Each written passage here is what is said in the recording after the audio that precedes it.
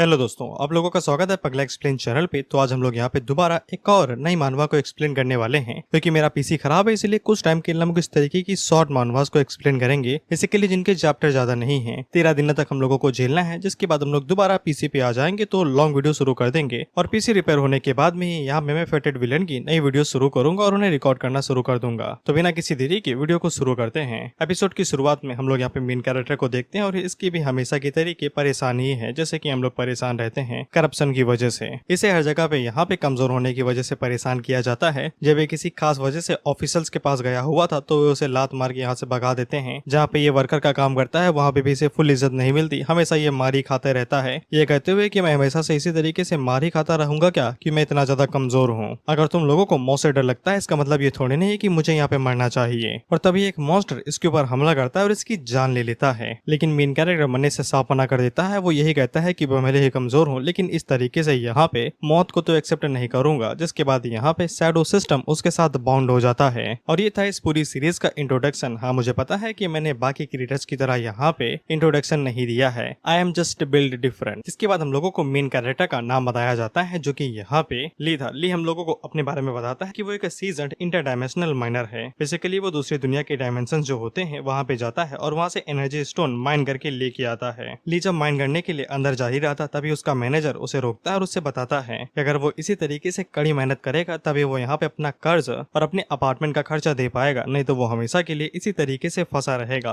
जिसपे ली भी आगे से मुस्कुरा देता है, जैसे कि हम लोग रिश्तेदारों के सामने मुस्कुरा देते हैं। तो जैसा कि मैंने बताया कि यहाँ पे ली किसी चीज के ऊपर से पर्दाफाश करना चाहता है, लेकिन उधार की वजह से उसे यहाँ पे हमेशा के लिए फंसा दिया गया है। इसीलिए वो थोड़ा सा ओवर टाइम करता है ताकि वो उस कर्ज को अदा कर सके। भले ही बाहर लोग या फिर पावरफुल लोग उसकी मदद नहीं करे, लेकिन वो खुद से उस राज के ऊपर पर्दा उठा के रहेगा। करेंट डायमेंशंस के अंदर रेडिएशन रहता है, जो कि एक नॉर्मल ह्यूमन के लिए बहुत ज्यादा घातक होता है। इसलिए इन लोगों को ये प्रोटेक्टिव सूट्स पहनने पड़ते हैं ताकि इन्हें इस डायमेंशन या फिर रेडियस से कोई खतरा ना हो। लेकिन जो इवॉल्वर रहते हैं उन्हें कोई भी दिक्कत नहीं होती, वो आसानी के साथ आराम से अंदर जाके माइन वाइन कर सकते हैं, लेकिन वो करते नहीं है क्योंकि वो इवॉल्वर्स हैं। फिर जब ली इसी तरीके से ट्रेवल करते हुए जा रहा था तो फिर उसके साथ जितने भी लोग थे वो सभी ली के बारे में ही बात कर रहे थे कि इसके पेरेंट्स एक हादसे में गुजर गए थे, लेकिन इसे कंपनसेशन नहीं मिला और ऊपर से इसके ऊपर कर्ज डाल दिया गया और ये तब से ही उस कर्ज को अदा करने की कोशिश कर रहा है। जिसपे एक मोटा सा बंदा आगे से कहता है अगर वो ली की जगह पे होता तो फिर वो यहाँ पे उन लोगों से सारा पैसा वसूल कर लेता। ली बस बहुत ही ज्यादा कमजोर है, इसलिए वो कुछ भी नहीं कर पाया। जिसपे दूसरा बंदा उससे पूछता है कि तुम कैसे वसूल कर लेते सब कुछ, क्या उनसे उनकी जान का बदला लेके। जिसपे मोटा वाला बंदा आगे से कहता है कि पेरेंट्स पहले ही गुजर चुके हैं, तो वो सिर्फ उनकी मौत के बदले में पैसे लेता और कुछ भी नहीं। ली भी उनकी बातों को सुन रहा था और वो आगे से कहता है कि यहाँ पे कोई भी इंसान खुद से कमजोर नहीं बनता है, कभी कभी यहाँ पे ये सोसाइटी ये दुनिया ही उन्हें कमजोर बना देती है। इसके बाद ये लोग माइनिंग एरिया में पहुंच जाते हैं और माइन करने के लिए केव के अंदर जाने ही वाले थे कि उससे पहले यहाँ पे एक हल्का सा भूकंप आता है, तो वो सभी घबरा जाते हैं। कुछ लोगों को लगता है कि ये नॉर्मल सा अर्थक्वेक है, लेकिन कुछ लोगों को लगता है कि ये सब कुछ मॉन्स्टर्स की वजह से हो रहा है जो कि इस डायमेंशन के अंदर छूट गए हैं। लेकिन ऐसा होना नहीं चाहिए क्योंकि इसे क्लियर किया गया है, तभी ये डायमेंशन यहाँ पे बची है। क्योंकि वो सभी घबराए हुए थे तो वो सिर्फ अपने बारे में ही बातें करते जा रहे थे कि तुम सभी ये सब कह रहे हो, पता नहीं क्या हुआ था। लेकिन तभी वहाँ पे सच में एक मॉन्स्टर आता है जो कि एक बंदे के ऊपर हमला करके उसकी जान ले लेता है। उसको देख के बाकी सभी लोग एकदम ही हैरान हो जाते हैं और खासकर ली वो तो घबरा ही जाता है। फिर उसी तरीके के और भी कई सारे वहाँ पे मॉन्स्टर आ जाते हैं, इनको हाइब्रिड बोला गया है और ये एक एक करके हर एक माइनर के ऊपर अटैक करने लगते हैं और उन्हें यहाँ पे जान से मारने लगते हैं। ली वहाँ से भागने की कोशिश कर रहा था तो एक हाइब्रिड उसकी तरफ एक इंसान फेंक के मारता है जो डायरेक्ट ली से टकराता है और ली डायरेक्ट एक चट्टान से जा टकराता है।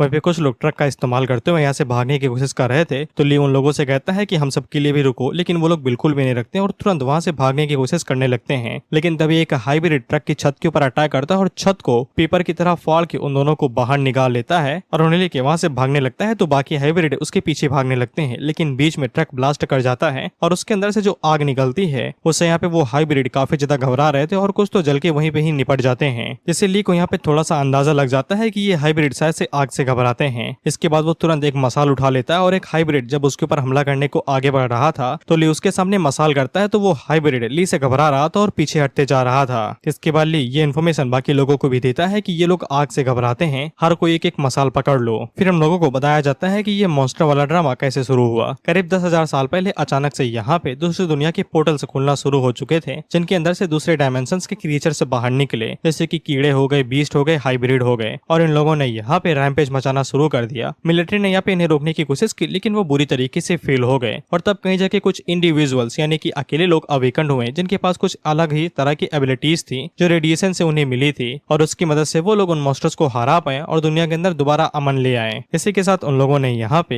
ह्यूमन एक्सप्लोरेशन और डेवलपमेंट का एक नया एरा शुरू कर दिया न्यू इंटरडायमेंशनल एनर्जी सोर्स की मदद से। लेकिन बदकिस्मती से सभी लोग यहाँ पे अवेकन नहीं हो पाए, कुछ लोग रह गए जो कि अनअवेकन रह जाते हैं और उन्हें यहाँ पे इस तरीके की जॉब्स करनी पड़ती हैं, और ये लोग इसी तरीके के वर्ल्ड में सिर्फ सर्वाइव करने के लिए स्ट्रगल करते रह जाते हैं। देखते ही देखते सभी लोग यहाँ पे मसाल उठा लेते हैं और ली उन सभी लोगों से कहता है स्टोरेज रूम के अंदर गैसोलीन रखा हुआ है, उसका इस्तेमाल वो लोग यहाँ पे स्टोरेज रूम के अंदर रुकने के लिए कर सकते हैं। इसके बाद वो लोग गैसोलीन को जमीन पे गिरा देते हैं और मसाल को वहीं पे ही छोड़ देते हैं, जिससे वो लोग एंट्रेंस को ब्लॉक कर लेते हैं और जो भी हाइब्रिड अंदर घुसने की कोशिश करता वो बेचारा जल जाता। वहीं पे कुछ लोग ली को शुक्रिया कहते हैं कि उसी की वजह से वो लोग यहाँ पे बच पाए, नहीं तो उन लोगों को यहाँ पे मौत का सामना करना पड़ सकता था। उसी टाइम पे ली की नजर एक स्टैचू के ऊपर पड़ती है और वो उन लोगों से पूछता है कि ये स्टैचू यहाँ पे कब आई, जिसपे एक दादा बताते हैं कि ये स्टैचू यहाँ पे काफी लंबे टाइम से डिस्कवर कर ली गई थी, लेकिन सुपरवाइजर वैंग इसे यहाँ पे ब्लैक मार्केट के बेचने की फिराक में है, इसलिए तब से यहीं पे ही रखी हुई है। पीछे से कुछ लोग यहाँ पे कांटेक्ट करने की कोशिश करते हैं ताकि वो लोग रेस्क्यू टीम को यहाँ पे बुलवा सके। फोन तो मिल जाता है, लेकिन सामने से लोग कहते हैं कि 2 घंटे लगेंगे रेस्क्यू टीम को वहाँ पे आने में, तब तक इन लोगों को खुद से ही सर्वाइव करना पड़ेगा। अगर कर लेते हैं तो बढ़िया है, नहीं कर पाते हैं तो और भी बढ़िया है। जिसपे ये सभी लोग अब पैनिक में आ जाते हैं क्योंकि इनके सूट के अंदर ज्यादा एनर्जी नहीं बची हुई है। अगर सूट के अंदर एनर्जी नहीं रहेगी तो ये लोग यहाँ पे रेडिएशन को सर्वाइव नहीं कर पाएंगे। ली यहाँ पे अपने सूट के बैटरी को देखता है तो फिर 67 के आसपास थी, यानी कि वो आराम से 2 घंटे यहाँ पे सर्वाइव कर सकता है। लेकिन अगर इंसान इतने ही ज्यादा दयालु होते तो फिर वो इंसान कैसे रह जाते जिन लोगों की सूट के अंदर ज्यादा बैटरी नहीं बची थी। वो आगे से कहते हैं कि हमारे पास एक नया प्लान है, इस खतरनाक घड़े में हम लोगों को यहाँ पे कुछ बलिदान करने की जरूरत है। जिसके बाद वो तीनों यहाँ पे एक बूढ़े इंसान और ली की तरफ आगे बढ़ने लगते हैं, क्योंकि ली एक अनाथ है और बूढ़े के पास तो जिंदगी अपनी जी ही चुका है, तो बचा ही क्या है। वो लोग ली से कहते हैं कि उसके पास कोई भी रिलेटिव्स नहीं है, कोई भी कनेक्शन नहीं है, और ऊपर से उसके सर के ऊपर एक बहुत बड़ा कर्ज का पहाड़ है। इस तरीके से जीना सिर्फ एक तरीके से तड़पना ही है, इसलिए इन सभी सफरिंग को यहीं पे ही छोड़ देना चाहिए। और वो उन लोगों से कहता है कि अपने अपने सूट जल्दी से उतारो। ली आगे से यहाँ पे रजिस्टर करने की कोशिश कर रहा था, तो वो लोग जबरदस्ती यहाँ पे ली से उसका सूट उतरवा लेते हैं और उसे ऐसे ही तड़पने के लिए छोड़ देते हैं, ये कहते हुए कि अब तुम्हारे पास वैसे भी जीने के लिए कुछ भी नहीं बचा है, इस तरीके से तड़पोगे ही। जिसके बाद वो लोग और भी आगे बढ़ने लगते हैं, ये कहते हुए कि अब किसकी तरफ बढ़े। तो कुछ लोग आगे से कहते हैं कि इनका ले लो, मेरा कोई लेना देना नहीं है। जिसके बाद वो यहाँ से भागने की कोशिश करने लगता है, तो वो लोग उसे पकड़ने के लिए जाने लगते हैं। तो वो गाड़ी इन लोगों के ऊपर चढ़ाने वाला था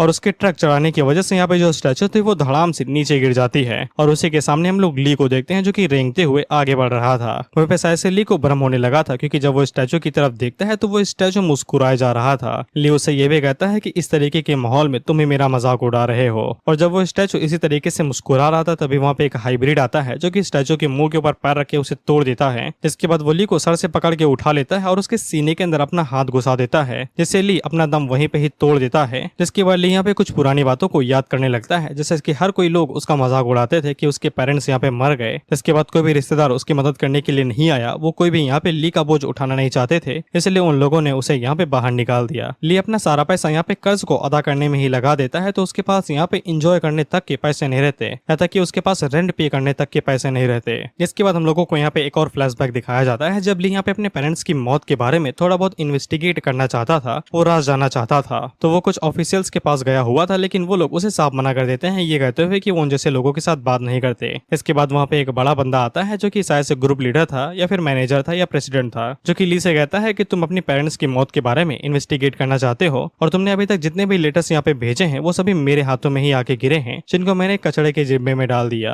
वो प्रेसिडेंट ली से कहता है कि तुम्हें यहाँ पे पैसे नहीं चाहिए, सच्चाई जाननी है ना, ये लो सच्चाई। तुम्हारे पेरेंट्स 2 घोड़ी के लोग थे, इसीलिए वो लोग वहाँ पे मारे गए। वो लोग वहाँ पे इलीगल ऑपरेशन कर रहे थे, जिसकी वजह से और भी कई सारे लोगों की जानी गई। इसलिए हम तुम्हें यहाँ पे सिर्फ ना ही कंपनसेट करेंगे, बल्कि हम यहाँ पे तुम्हारे ऊपर बहुत ज्यादा कर्ज डालेंगे। जितने भी मासूम लोगों की यहाँ पे तुम्हारे पेरेंट्स की वजह से जाने गई हैं, उनको तुम ही कंपनसेट करोगे और सारा पैसा हम तुमसे वसूलेंगे। इसके बाद जो बंदा यहाँ पे सबसे पहले ली के पास कंपनसेशन के लिए आया था, वो उसके मुंह के ऊपर लात मार के कहता है कि मैंने पहले ही बोला था कि इन पे साइन कर दो, आगे बढ़ने का कोई भी फायदा नहीं है। जिसके बाद वो ली के मुंह के ऊपर लात मारता है, ये कहते हुए कि जल्दी से पैसे जुटाना शुरू करो, क्योंकि अब तुम्हारे ऊपर बहुत ज्यादा कर्ज आ चुका है और वो सारा कर्ज तुम्हें यहाँ पे अपनी कड़ी मेहनत से अदा करना पड़ेगा, क्योंकि अब तुम्हारे पास कोई दूसरा ऑप्शन नहीं है। इसके बाद वो लोग ली को इसी तरीके से वहीं पे ही छोड़ के निकल जाते हैं, ये कहते हुए कि इन जैसे लोगों को कुछ भी नहीं हो सकता। और इसी तरीके से हाउ यहाँ पे माइनर बना था ताकि वो यहाँ पे कर्ज के पैसे अदा कर सके। इसके बाद हम लोग हाउ को मरते हुए देखते हैं और वो हमें बताता है कि वो ऐसे नहीं तो वैसे मरने ही वाला था, लेकिन इसके बावजूद वो इतनी आसानी के साथ तो नहीं मरेगा। जिसके बाद वो हाइब्रिड के कंधे के ऊपर काट लेता है, तो वो हाइब्रिड उसे नीचे पटक देता देता है। इसके बाद हाओ बेहोश होकर वहीं पे ही गिर जाता है और मैंने तुम्हें जिस स्टैचू के बारे में बताया था जो मुस्कुरा रही थी, उसके अंदर से कोई शैडो बाहर निकलता है जो कि ली से कहता है कि मुझे लगा था कि तुम किसी टाइप का पोटेंशियल या फिर अवेकन मुझे दिखाओगे यार, लेकिन तुम तो पूरी तरीके से एकदम दो घोड़ी के कचड़े के अंदर बदल गए जो मरने से पहले बस फड़फड़ा रहा था। जिस पे ली आगे से कहता है कि वो कम से कम काट तो पाया, उसके बारे में क्या, वो तो एक स्टैचू की तरीके टूट गया और नीचे बिखर गया हाइब्रिड के हाथों। शैडो यहाँ पे ली से कहता है कि इस समय पे सिर्फ मैं ही तुम्हें बचा सकता हूँ, अपनी बॉडी को मेरे हवाले कर दो तो फिर मैं तुम्हें जिंदा रहने दूंगा। लेकिन ली आगे से साफ मना कर देता है ये कहते हुए कि वो जैसे किसी बदसूरत को यहाँ पे अपनी बॉडी नहीं देगा लेकिन मरना जरूर चूज करेगा। इस पे शैडो भी आगे से हंसते हुए कहता है बहुत ज्यादा मजेदार है तुम्हारा ये दो कौड़ी का एटीट्यूड, मरने से पहले भी सबमिट नहीं कर रहे। इसके बाद शैडो यहाँ पे ली की बॉडी के अंदर अपने आप ही मर्ज हो जाता है और उसे कहता है तुम्हें क्या लगता है कि मैं तुम्हारी परमिशन मांगूंगा। और शैडो ही असल में वो शैडो सिस्टम है जो शुरुआत में यहाँ पे ली के साथ मर्ज हुआ था, बाउंड हुआ था। शैडो जैसे ही ली की बॉडी के साथ मर्ज होता है तो वो जल्दी से हाइब्रिड को पकड़ता है और उसका जमीन पे सर दे मारता है, ये कहते हुए कि तुम्हें थे क्या जिसने मेरी स्टैचू के ऊपर पैर रखा। जिसके बाद हम लोग शैडो को देखते हैं जो कि ली की बॉडी के साथ पूरी तरीके से मर्ज हो चुका था और सोलो लेवलिंग जैसी वाइब आ रही थी। जिसके बाद शैडो अपनी शैडो वाली पावर के साथ में यहाँ पे एक शैडो का बहुत बड़ा पैर बनाता है जिसकी मदद से वो हाइब्रिड को यहीं पे ही कुचल के मार देता है, ये कहते हुए कि वो बहुत ही ज्यादा वेंजफुल पर्सन है, यानी कि बदले वाला,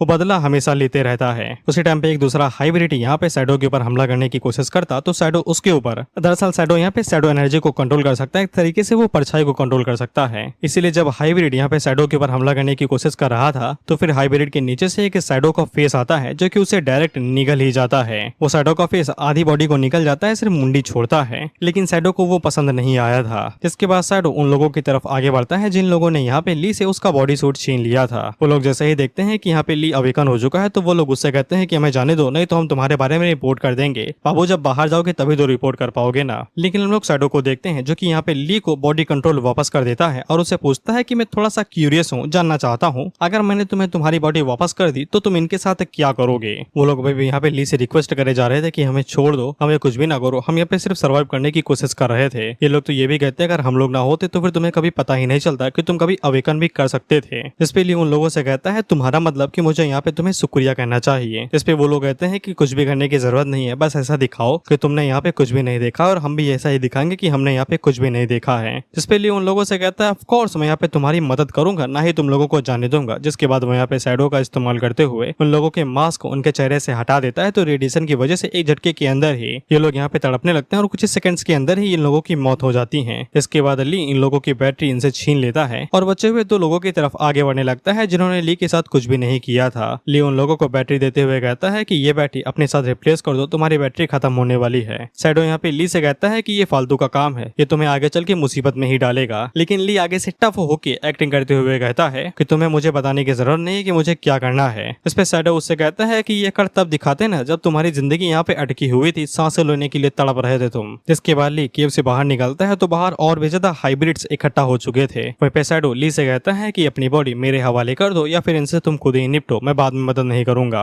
और ऑफ कोर्स ली यहाँ पे शैडो को बॉडी वापस नहीं करता तो शैडो उसका मजाक उड़ाते हुए कहता है देखो तो इतनी बड़ी मुसीबत का सामना करने जा रहे हो लेकिन अभी भी डर के मारे तुम्हारे पैर कांप रहे हैं। अच्छे से सोचो, बिना मेरी ताकत के तुम कुछ भी नहीं हो। लेकिन ली अभी भी उसकी बातें नहीं सुनता और अटैक करने के लिए आगे बढ़ जाता है, ये कहते हुए कि तुम्हें मुझे कुछ भी सिखाने या बताने की जरूरत नहीं है। हाइब्रिड यहाँ पे जब ली के ऊपर हमला करने की कोशिश करता तो उसके रिफ्लेक्सेस काफी ज्यादा तेज हो जाते हैं और वो इजीली यहाँ पे उसके हाथ के अटैक को डॉज कर लेता है। हाइब्रिड दोबारा उसके ऊपर अपने हाथ से हमला करता है तो ली आगे से दोनों हाथों को आगे करके उन्हें ब्लॉक कर लेता है। उसी टाइम पे दूसरा हाइब्रिड यहाँ पे ली के ऊपर पीछे से हमला करने की कोशिश करता है लेकिन ली दोबारा स्पीड की मदद से रिफ्लेक्स का इस्तेमाल करते हुए उसे डॉज कर लेता है। लेकिन वो हाइब्रिड उसका पीछा नहीं छोड़ता और उसके ऊपर दोबारा यहाँ पे हमला करने को आगे बढ़ता है तो ली जल्दी से अपने हाथों के अंदर इस बार शैडो एनर्जी को इकट्ठा करता है और उसके मुंह के ऊपर गड़ाम से एक घूंसा दे मारता है जिससे वो हाइब्रिड दूर जाके गिरता है। जिस पे ली हैरान होकर सोचता है कि उसकी स्ट्रेंथ भी अब यहाँ पे इतनी ज्यादा बढ़ गई है क्या। लेकिन जब ली उस हाइब्रिड की तरफ देखता है जिसके ऊपर उसने पंच मारा था उसे कोई भी असर नहीं हुआ था, जैसे ली को समझ में आ जाता है कि वो अपनी बॉडी को यहाँ पे वेपन के तरीके नहीं इस्तेमाल कर सकता है। वहीं पे जब ली इसी बारे में सोच रहा था कि उसके पास अगर थोड़ा सा बढ़िया वेपन होता तो वो शायद से इनके खिलाफ में ज्यादा असरदार हमले कर पाता।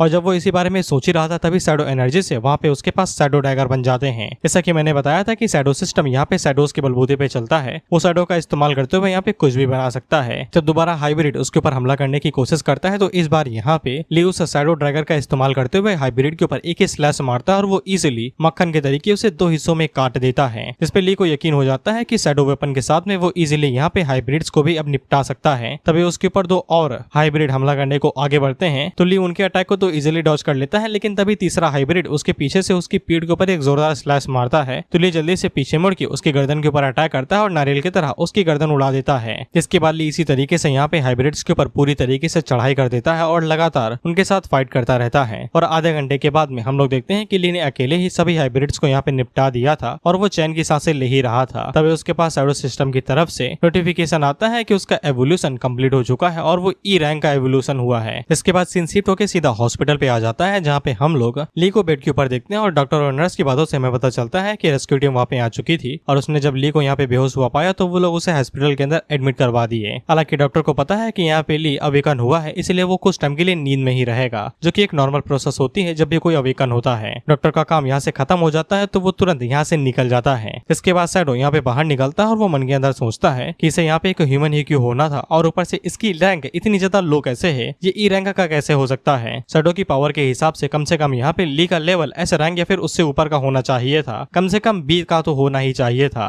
लेकिन इसके बावजूद ली यहाँ पे ई रैंक के अंदर फंसा हुआ है, जो पूरी तरीके से वेस्ट है। लेकिन शैडो इस बात से भी हैरान था कि यहाँ पे इतनी ज्यादा कम पावर होने के बावजूद वो यहाँ पे शैडो सिस्टम को अपनी तरफ ट्रिगर कर पाया और बड़ी अच्छे से उसका इस्तेमाल भी कर लिया सिर्फ पहले ही ट्राई में। लेकिन परेशानी की बात तो यही है कि यहाँ पे ली की जो पावर है वो काफी ज्यादा कम है और अगर शैडो उसे अपनी पावर और ज्यादा देगा तो ली की बॉडी उसे झेल नहीं पाएगी और वो एक्सप्लोड कर जाएगी। क्योंकि ली यहाँ पे शैडो को देख सकता है तो वो उसे पूछता है कि तुम मुझसे चिपके हुए क्यों हो। इस पे शैडो उसे बताता है कि अच्छे से सुनो मेरी बात, दो गोड़ी के इंसान, मैं एक एशियन सुप्रीम एंड ट्रूपी एक्सटिंग्यूशर हूँ, दूसरी दुनिया के रियल्म्स के ऊपर राज करने वाला, बेसिकली इंटर डायमेंशनल दुनिया जो है उसका राजा। और वो यहाँ पे ली से कहता है कि मैं तुम्हें हुक्म देता हूँ कि अपनी बॉडी मुझे दे दो, जैसे ही मैं यहाँ पे अपने क्लैन के थ्रोन को हासिल कर लूंगा मैं तुम्हें एकदम बढ़िया रिवॉर्ड दूंगा। अब ये जो शैडो है यहाँ पे शैडो सिस्टम से जुड़ा हुआ है और क्योंकि शैडो सिस्टम यहाँ पे ली के साथ जुड़ा हुआ है इसलिए ली अपने मन के अंदर जो भी सोचता है वो शैडो यहाँ पे साफ साफ देख पाता है। ली अपने मन के अंदर सोचता है कि एशियंट सुप्रीम एंट्रोपी एक्सटिंग्यूशर उसने कभी इस बारे में सुना ही नहीं है और वहाँ पे शैडो को कॉकरोच के तरीके ट्रीट करते हुए कहता है कि तुम तो कॉकरोच के तरीके देखते हो, तुम्हें क्या लगता है कि तुम मेरी बॉडी के ऊपर इतनी आसानी के साथ कब्जा कर लोगे, एकदम काले और भद्दे। शैडो पे अपने मन के अंदर सोचता है कि साले की हिम्मत कैसे हुई मुझे इस तरीके से कॉकरोच कहने की, अभी बताता हूँ। इसके बाद वो उसे कहता है कि बहुत हो गया बात है, मुझे अपनी बॉडी ऑफर करो, यही तुम्हारा रीजन है जिंदा रहने का और कोई भी रीजन नहीं है तुम्हारे पास। वहीं पे ली की बुद्धि कुछ ज्यादा ही उल्टा सीधा चल रही थी, वो अपने मन के अंदर बहुत ही कुछ सोचे जा रहा था। ली को ऐसा लग रहा था कि शैडो को यहाँ पे ली से प्यार हो चुका है, इसलिए वो यहाँ पे उसे चिपकने के लिए उल्टा सीधा बातें कर रहा है कि वो एशियन सुप्रीम रूलर है। वो मन के अंदर सोचता है लेकिन ये प्रॉब्लम भी है कि इसका जेंडर क्या है, अगर फीमेल होता तो काम बन भी जाता। इसके बाद वो सोचता है कि इसे दिल की बीमारी तो नहीं है या फिर दिमाग की बीमारी है, इसे मैं मेंटल असाइलम भी लेके नहीं जा सकता, ये किसी को दिखेगा ही नहीं। इसके बाद वो सोचता है इसे डरा के भगा दो क्या, लेकिन क्या पता यह गुस्सा हो जाए यार। इसके बाद वो इसी तरीके की उल्टा सीधा ख्याल सोचने लगता है जिनको देख के तो शैडो भी घबरा जाता है कि कैसे प्राणी के साथ भिड़ गया मैं। इसके बाद वो उसके ऊपर चीखते हुए कहता है कि अपनी बकवास बंद करो, उल्टा सीधा सोच रहे हो तुम। इसके बाद वो यहाँ पे ली का कॉलर पकड़ता है और उससे कहता है कि पता नहीं क्यों मैंने तू जैसे एक दो घोड़ी के ई रैंक के इंसान को चूज कर लिया, अगर सिचुएशन वहाँ पे गड़बड़ ना होती तो मैं कभी भी इस तरीके के इंसान को चूज ही ना करता, एक ई रैंक का ट्रैश। इसके बाद वो उसे उठा के एक पोर्टल के अंदर डाल देता है और उससे कहता है कि 3 दिन है तुम्हारे पास, अगर तुम 3 दिनों के अंदर यहाँ पे डी रैंक को हासिल नहीं कर पाते हो तो फिर मैं तुम्हें दुनिया से ही मिटा दूंगा। ली उससे पूछता है कि ये कौन सी जगह है, क्या ये हॉस्पिटल नहीं हुआ करती थी। शैडो उसको बताता है कि ये कीड़ों का घोंसला है, उसकी रेस के लिए ई रैंक ट्रायल जो एक दूसरी दुनिया के गेट के अंदर है। जितने भी स्काई बोन क्लैन के मेंबर्स होते हैं, यानी कि शैडो के क्लैन का नाम है स्काई बोन क्लैन, जितने भी स्काई बोन क्लैन के लीडर्स हो या फिर मेंबर्स होते हैं उन्हें इस डंजन से होके ही गुजरना पड़ता है, तभी वो लोग यहाँ पे एडल्ट माने जाते हैं। क्योंकि शैडो ने यहाँ पे ली की बॉडी के ऊपर कब्जा किया है इसलिए ली को भी इस ट्रायल से होके गुजरना पड़ेगा, तभी वो यहाँ पे क्लैन मेंबर कहलाएगा। तभी ली के सामने एक इंसेक्ट आता है जिसका नाम यहाँ पे सील्ड आर्मर बीटल था। वहीं पे ली ने आज तक ऐसी कोई भी स्पीसीज नहीं देखी थी, इसलिए वो शैडो से पूछता है कि मुझे तो इनके बारे में भी नहीं पता है, मुझे इनके वीक पॉइंट्स और इनकी जानकारी कैसे होगी। इस पे शैडो उससे कहता है कि शैडो सिस्टम ने यहाँ पे तुम्हें कई सारे नॉलेज बेसेस दिए होंगे जो कि मेरे पास है क्योंकि वो उससे जुड़ा हुआ है, तुम उनका इस्तेमाल करके यहाँ पे आसानी के साथ सब कुछ पता लगा सकते हो। जिस पे ली भी अपने मन के अंदर सोचता है शैडो सिस्टम, जिसके बाद वो यहाँ पे स्टील बीटल के ऊपर हमला करने की कोशिश करता है, लेकिन वो बीटल के ऊपर कितने भी स्लैश मार ले, बीटल का आर्मर कुछ ज्यादा ही स्ट्रॉन्ग था, उसके ऊपर एक खरोच तक नहीं आती। तो ली उसके ऊपर से अटैक करने की कोशिश करता है और उसकी पीठ के ऊपर लगातार स्लैशेस मारता है, पर इससे भी स्टील बीटल के ऊपर एक भी खरोच नहीं आती। तो फिर ली पीछे जाता है और उसकी पीठ के पीछे से हमला करने की कोशिश करता है, लेकिन स्टील बीटल तभी उसी टाइम पे अपने पैरों का इस्तेमाल करते हुए ली के ऊपर हमला करता है। तो ली खिसकते हुए दूर चला जाता है, जिससे ली को समझ में आ जाता है कि वो बीटल के ऊपर कैसे भी हमला कर ले वो हमेशा से पूरी तरीके से यूजलेस ही रहेंगे। उसी टाइम पे शैडो ली से कहता है क्या तुम यहाँ पे सिर्फ ब्रूट फोर्स का इस्तेमाल कर सकते हो, थोड़ी सी बुद्धि का भी इस्तेमाल करो। इस पे ली दोबारा स्टील टेल बीटल के ऊपर हमला करते हुए कहता है कि ये मेरी फाइट है, तुम्हारा इससे कोई लेना देना नहीं है। इस पे शैडो उससे कहता है ठीक है फिर अभी मदद के लिए भीख मांगते हुए ना आना मेरे पास। जिसके बाद ली लगातार यहाँ पे बीटल के ऊपर लगातार स्लैशेस मारते ही रहता है बिना रुके हुए। तो बीटल अपने क्लॉज को आगे कर लेता है स्लैशेस को ब्लॉक करने के लिए, लेकिन ली लगातार स्लैश मारते रहता है और बीटल को जैसे ही मौका मिलता है तो वो ली के ऊपर स्लैश मारता है, जिससे ली दूर जाके एक दीवार से टकराता है और नीचे गिर जाता है। वहीं उसकी बॉडी के ऊपर यहाँ पे बीटल का थोड़ा सा ब्लड लग चुका था। हालांकि शैडो उसकी बेइज्जती मारते हुए कहता है कि तुम इतने कमजोर हो कि बस छोटा सा कट ही मार पाए। वहीं हम लोग बीटल को देखते हैं तो उसके क्लॉ के ऊपर हल्का सा क्रैक आ चुका था, तो उससे ब्लड बाहर निकल रहा था। इसके बाद वो यहाँ पे ली के ऊपर गुस्से में दोनों हाथों से हमला करने के लिए आगे बढ़ता है और इसी वजह से ली को यहाँ पे बीटल के वीकनेस के बारे में पता लग जाता है। इसके बाद बीटल गुस्से में यहाँ पे ली के ऊपर धड़ाधड़ स्लैशेस मारते रहता है, तो ली आगे से शैडो ब्लेड का इस्तेमाल करते हुए यहाँ पे उन सभी अटैक्स को ब्लॉक करते हुए जा रहा था और तभी वो आगे से यहाँ पे एक आई को अवेकन कर लेता है। शैडो हम लोगों को बताता है कि ये शैडो आई है, जिसके बाद ली पलक झपकते हैं यहाँ पे बीटल के दोनों क्लॉज को काट देता है और सट्टा से एकदम आगे बढ़ जाता है। तो शैडो यहाँ पे उसकी दोबारा बेइज्जती मारते हुए कहता है इसका क्या फायदा है यार, तुमने बस उसका एक क्लॉ ही तो तोड़ा है। इस पे ली उसे समझाता है कि आगे वाले दो जो क्लॉ हैं वो यहाँ पे डिफेंस के लिए काम आते हैं, बाकी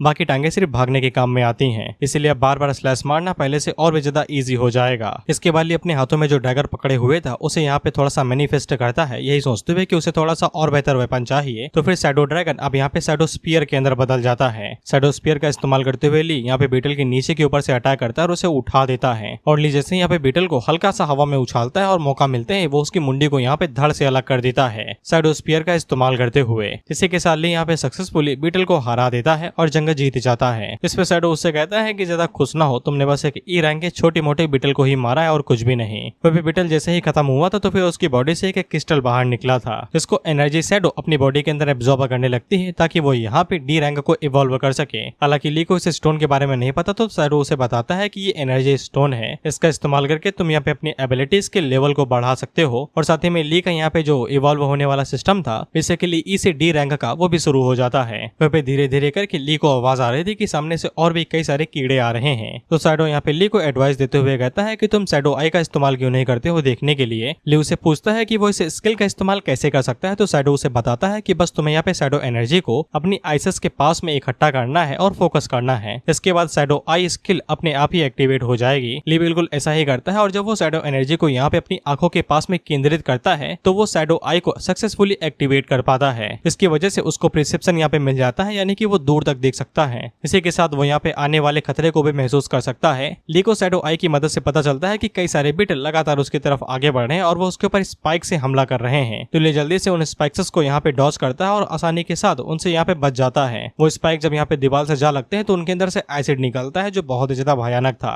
इसके बाद केव के अंदर जितने भी बीटल थे वो सभी यहाँ पे स्पाइक के साथ में ली के ऊपर हमला करने लगते हैं, लेकिन ली शैडो आई की मदद से उन्हें आसानी के साथ डॉज करते हुए जा रहा था। उसके लिए इन्हें डॉज करना एकदम मक्खन के बराबर था, क्योंकि ये उसके लिए स्लो मोशन में चल रहा था। इसके बाद ली एकदम यहाँ पे बंदरों की तरीके उछलता रहता है और उन सभी डार्ट्स यानी कि स्पाइसेस को स्पाइक्स को डॉज करते रहता है। वही कुछ टाइम के बाद में यहाँ पे शैडो आई काम करना बंद कर देती है और जब भी इसके बारे में शैडो से शिकायत करता है तो शैडो उसे बताता है कि वो स्किल अभी यहाँ पे इनएक्टिव हो चुकी है, क्योंकि तुम काफी ज्यादा कमजोर हो और उसको एनर्जी यहाँ पे मेंटेन रखनी पड़ती है। तो फिर ली और ज्यादा शैडो एनर्जी को आंख के पास इकट्ठा करता है, ये कहते हुए कि वो और ज्यादा एनर्जी का इस्तेमाल करेगा। इसको देख के शैडो थोड़ा सा हैरान होता है, क्योंकि यहाँ पे ली काफी जल्दी शैडो मैनिपुलेशन और शैडो एनर्जी को कंट्रोल करना सीख रहा था, वो भी बहुत ज्यादा अच्छे तरीके से। इसलिए शैडो को थोड़ा सा और ज्यादा इंटरेस्ट आने लगता है ली को आगे बढ़ता हुआ देखते। इसके बाद ली यहाँ पे शैडो आई की फुल पोटेंशियल को इस्तेमाल करता है, तो फिर उसे यहाँ पे उस बग यानी कि कीड़े के बारे में सब कुछ पता चल जाता है कि ये एक वास्प कीड़ा है जो कि यहाँ पे डंक मार सकता है और अपने डंक को मिसाइल के तरीके लॉन्च कर सकता है और उसके डंक के अंदर भयानक एसिड होगा जो काफी ज्यादा जहरीला हो सकता है।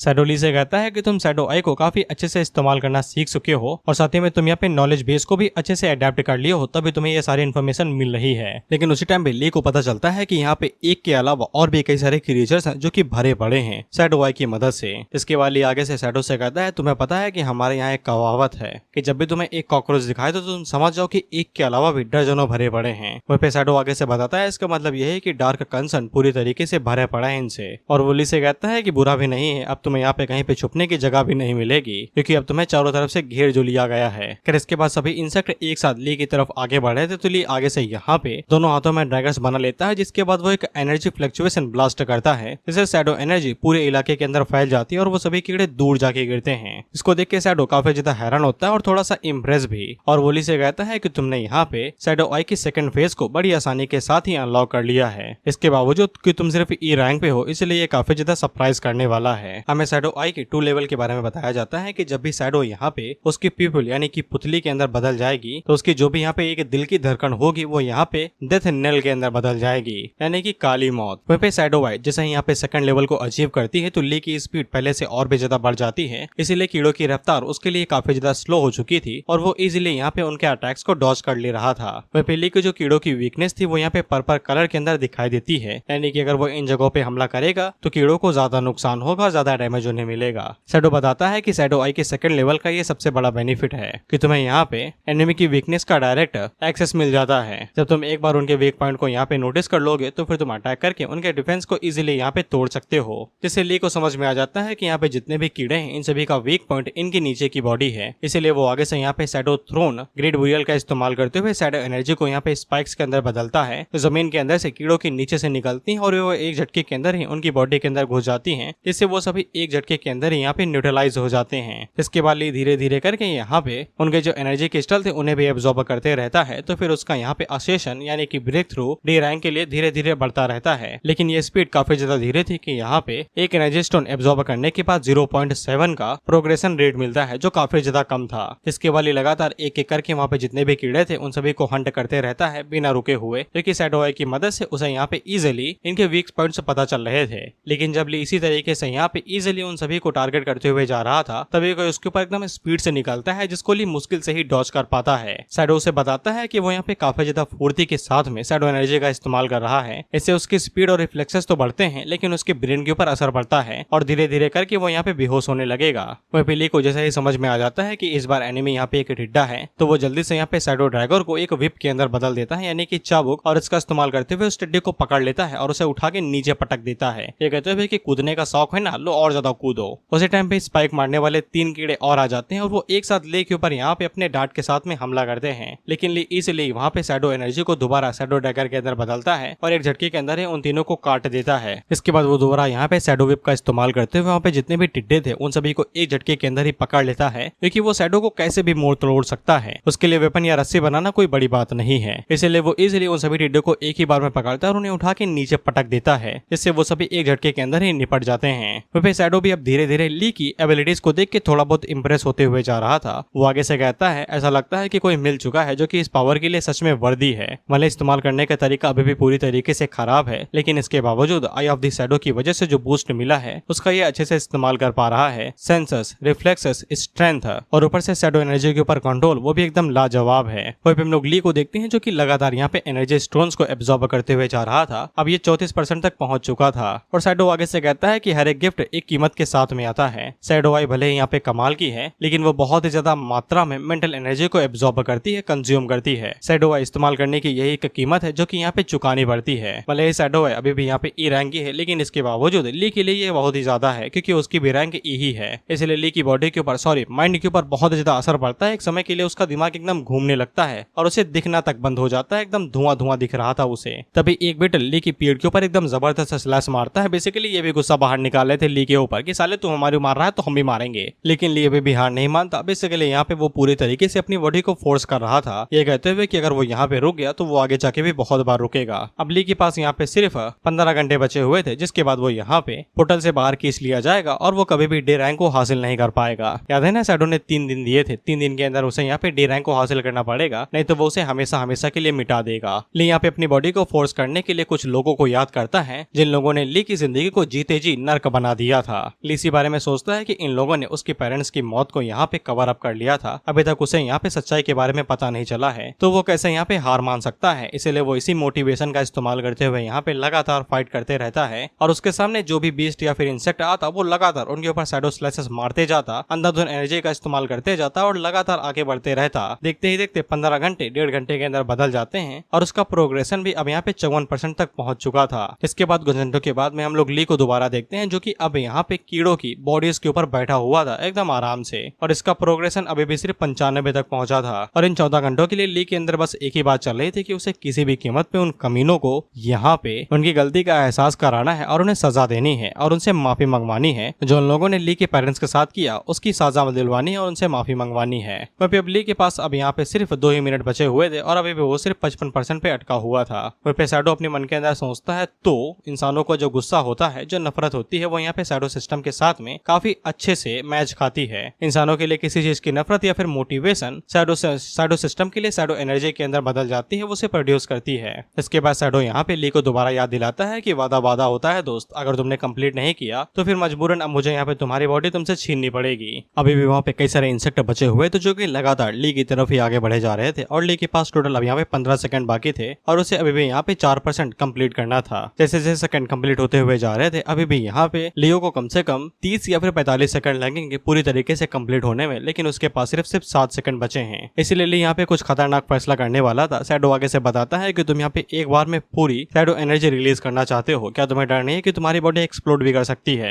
लियो आगे से कहता है कि उसने इस बारे में काफी कुछ सोचा है, अगर उसे ब्रेक थ्रू करना है तो फिर उसे यहाँ पे कुछ भी करना पड़ेगा, वो यहाँ पे अब पीछे मुड़ नहीं सकता है, इसलिए वो सब कुछ दांव पे लगाने को रेडी है। इसलिए जैसे यहाँ पे 1 सेकंड कंप्लीट होने वाला था, ली उससे पहले ही यहाँ पे एक बार में ही जितनी भी शैडो एनर्जी थी वो एक बार में ही उन सभी इंसेक्ट के ऊपर रिलीज करता है, जिससे वो सभी इंसेक्ट एक झटके के अंदर ही निपट जाते हैं और इसी के साथ ही यहाँ पे ली अपना ब्रेक थ्रू कंप्लीट कर लेता है और वो सक्सेसफुली री रैंक को अचीव कर लेता है, डी रैंक। हालांकि ये उसके लिए काफी ज्यादा थकाऊ था, उसे झटके के अंदर नींद आने लगती है, लेकिन शैडो उसे कहता है सोन जरा आसपास देखो। इसके बाद ली जब अपने आसपास देखता है तो फिर उसे यहाँ पे वेपन भी मिले थे जो कि ड्रॉप आइटम था। शैडो यहाँ पे ली को बताता है कि ये इंसेक्ट नेस्ट यहाँ पे बिगिनर ट्रायल्स हुआ करती थी उसके लोगों के लिए। ये वेपन यहाँ पे भले ही उन लोगों के लिए नॉर्मल है, लेकिन उनके ह्यूमन वर्ल्ड के हिसाब से ये पक्का ए रैंक का होना चाहिए। ली यहाँ पे शैडो से कहता है कि तुम इस बड़ी सी स्वॉर्ड को तुम यहाँ पे डैगर कह रहे हो, ये ग्रेट स्वॉर्ड है या फिर तुम्हारे क्लैन के जितने भी लोग हैं वो सभी जायंट हुआ करते थे। इस पे शैडो यहाँ पे ली से कहता है कि उसके शैडो एनर्जी के सामने ये सभी वेपन कुछ भी नहीं है, लेकिन ली शैडो से कहता है कि ये पूरी तरीके से वेस्ट भी नहीं है। जिसके बाद वो उन्हें यहाँ पे शैडो पॉकेट के अंदर रखने लगता है, बेसिकली स्पेस पॉकेट, जहाँ पे वो सभी शॉट्स को स्टोर करके रखा है। शैडो से पूछता है कि तुम इन सभी वेपन का करोगे क्या, या किसी और काम के लिए इस्तेमाल करोगे क्या? इस पे ली आगे से बताता है कि बेचूंगा भाई, पेट चलाने के लिए भी तो पैसे लगते हैं ना, पेट में खाना जाएगा तभी तो ताकत आएगी। लेकिन ली आगे से एटीट्यूड दिखाते हुए कहता भी है कि यहाँ पे सिर्फ डी लेवल के ही अवेकनर्स वेपन को सेल कर सकते हैं, उससे पहले की कोई भी नहीं कर सकता। इसलिए सबसे पहले वो लोग यहाँ पे रजिस्ट्रेशन हॉल जाएंगे और अपना रजिस्ट्रेशन कराएंगे। लेकिन जब ली यहाँ पे रजिस्ट्रेशन कराने के लिए जाता है तो वो सिर्फ ई लेवल का ही था,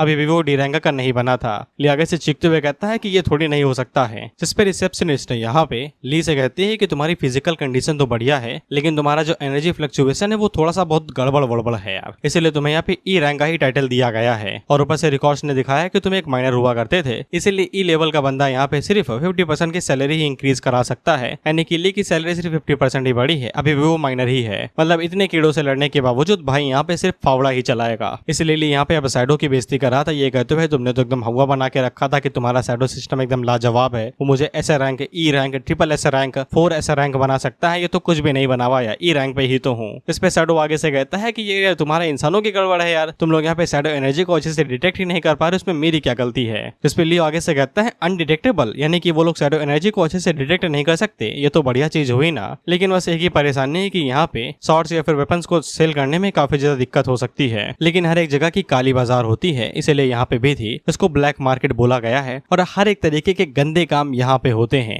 शैडो आगे से कहता है ये जगह तो शैडो सिस्टम के लिए जन्नत के बराबर होगी भाई। वह पिल्ली जब यहाँ पे वेपन बेचने के लिए आ ही रहा था तो फिर कई सारे लोग यहाँ पे बात करते हुए जा रहे थे और ली को ही देखते जा रहे थे, क्योंकि वो एक माइनर के तौर पे आया है। वह पे शैडो आगे से कहता है कि इंसान काफी ज्यादा अजीब होते हैं यार, अगर तुम कुछ जेम्स को किसी लोहे के ऊपर चिपका दो तो वो उसे डिवाइन गियर कहने लगते हैं। बेसिकली ली यहाँ पे एक शॉट को देख रहा था जिसके ऊपर एक जेम लगा हुआ था जो एनर्जी फ्लक्चुएशन कंट्रोल करता है, वाटर एलिमेंट होगा या फिर फायर एलिमेंट होगा। और वो ली से कहता है कि यार मुझे तुम्हारे लिए कभी कभी बुरा लगता है कि तुम लोग इतनी बेवकूफ दुनिया के अंदर जीते हो, लेकिन इसके बावजूद तुम्हें और ज्यादा बेवकूफ समझा जाता है, व्हिच इज ट्रू। ली के बगल में एक बंदा खड़ा था जो कि ली को यहाँ पे जैसे ही देखता है तो वो उसे कुत्ते के तरीके शुशु करने लगता है, ये कहते हुए कि तुम जैसा घटिया माइनर यहाँ पे क्या कर रहा है, दफा हो जाओ अगर तुम कुछ खरीद नहीं सकते हो। इस पे ली उससे कहता है कि तुम इस तरीके से अपने कस्टमर को ट्रीट करते हो क्या? कस्टमर भगवान समान होता है, मैं धारक को 10 रुपए देने का वचन देता हूँ। ये कभी देखा नहीं नोट के ऊपर? वो बंदा ली को अभी भी सीरियस नहीं ले रहा था, वो उससे कहता है कस्टमर यार तुम्हारे दिखने से तो तुम भिखारी ही लगते हो, पता नहीं अंदर तुम कैसे आ गए, तुम कुछ खरीद भी पाओगे? जिस पे ली आगे से अपनी शॉर्ट को निकालते हुए कहता है कि वो यहाँ पे कुछ खरीदने के लिए नहीं बल्कि बेचने के लिए आया है।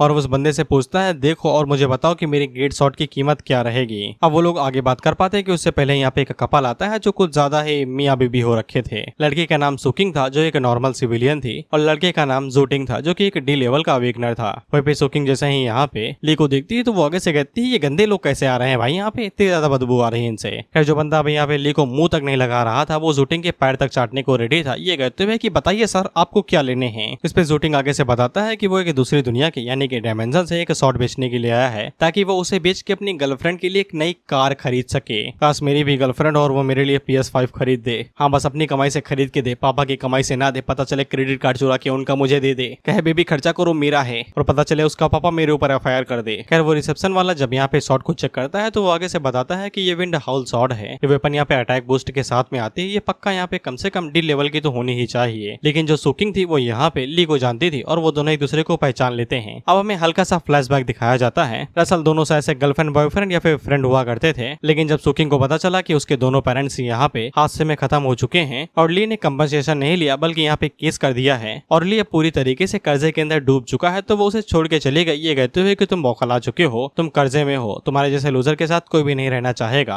और लड़कियों के पर्सपेक्टिव के हिसाब से बिल्कुल सही बात है। साइकोलॉजी के हिसाब से हाँ, लड़कियां उन्हीं के साथ जाती हैं जो उन्हें यहाँ पे शेल्टर दे सके और उन्हें यहाँ पे प्रोटेक्ट रख सके। और यही सिस्टम यहाँ पे पैलियोलिथिक पीरियड से चलते आ रहा है, यानी कि आदि मानव के जमाने से। अगर तुम अपनी गर्लफ्रेंड को यहाँ पे एक अच्छा घर और रहने के लिए अच्छा जीवन प्रोवाइड कर सकते हो, of course she stay with you. Of course drum वालों की बात नहीं कर रहा, मैं नॉर्मल लड़की की बात कर रहा हूँ। जूटिंग यहाँ पे सुकिंग से पूछता है कि तुम इसको जानती हो क्या। इस पे सुकिंग आगे से झूठ बोलते हुए कहती है तो लो क्लास का माइनर है, मैं इसे कैसे जान सकती हूँ। ये पक्का मेरा कोई फैन वैन होगा जो कि मुझे जानता होगा, क्योंकि मैं एक बहुत बड़ी इन्फ्लुएंसर हूँ और मैं बहुत ज्यादा जानी जाती हूँ। अब इसीलिए जूटिंग यहाँ पे ली के ऊपर बरसने लगता है, ये कहते हुए कि तुम्हारी हिम्मत कैसे हुई मेरी गर्लफ्रेंड को ऐसे बुलाने की, तुम एक 2 कौड़ी के लो क्लास के कचड़े हो कचड़े, इसको पता भी नहीं कि उसकी औकात क्या है। इसके बाद जूटिंग अपनी शॉट के साथ में यहाँ पे ली की शॉट के ऊपर हमला कर देता है, ये कहते हुए कि कच्चा लोहा पका लेने से कोई शॉट नहीं बन जाती। जिसके बाद वो ली की शॉट के ऊपर जैसे ही यहाँ पे स्लैश मारता है तो ली की शॉट को तो कुछ भी नहीं होता, बल्कि उल्टा उसकी शॉट के ही टुकड़े टुकड़े हो जाते हैं। और ली उसका मजाक उड़ाते हुए कहता है कि तुमने तो कहा था कि तुम्हारी शॉट एकदम सोने की बनी हुई है, लोहे को मक्खन की तरीके काट सकती है, ऐसा लगता है कि तुम्हारी शॉट ही असल में एक कूड़ा है। पीछे सुकिंग भी आगे से मजाक मारते हुए कहती है कि तुमने तो कहा था कि ये शॉट यहाँ पे एकदम लोहे को मक्खन के तरीके काट सकती है और इसकी कीमत बहुत ज्यादा हुई, अब क्या हुआ। तो शूटिंग से ये सब कुछ सहा नहीं जाता है, जिसके बाद वो ली के ऊपर हमला कर देता है, ये कहते हुए कि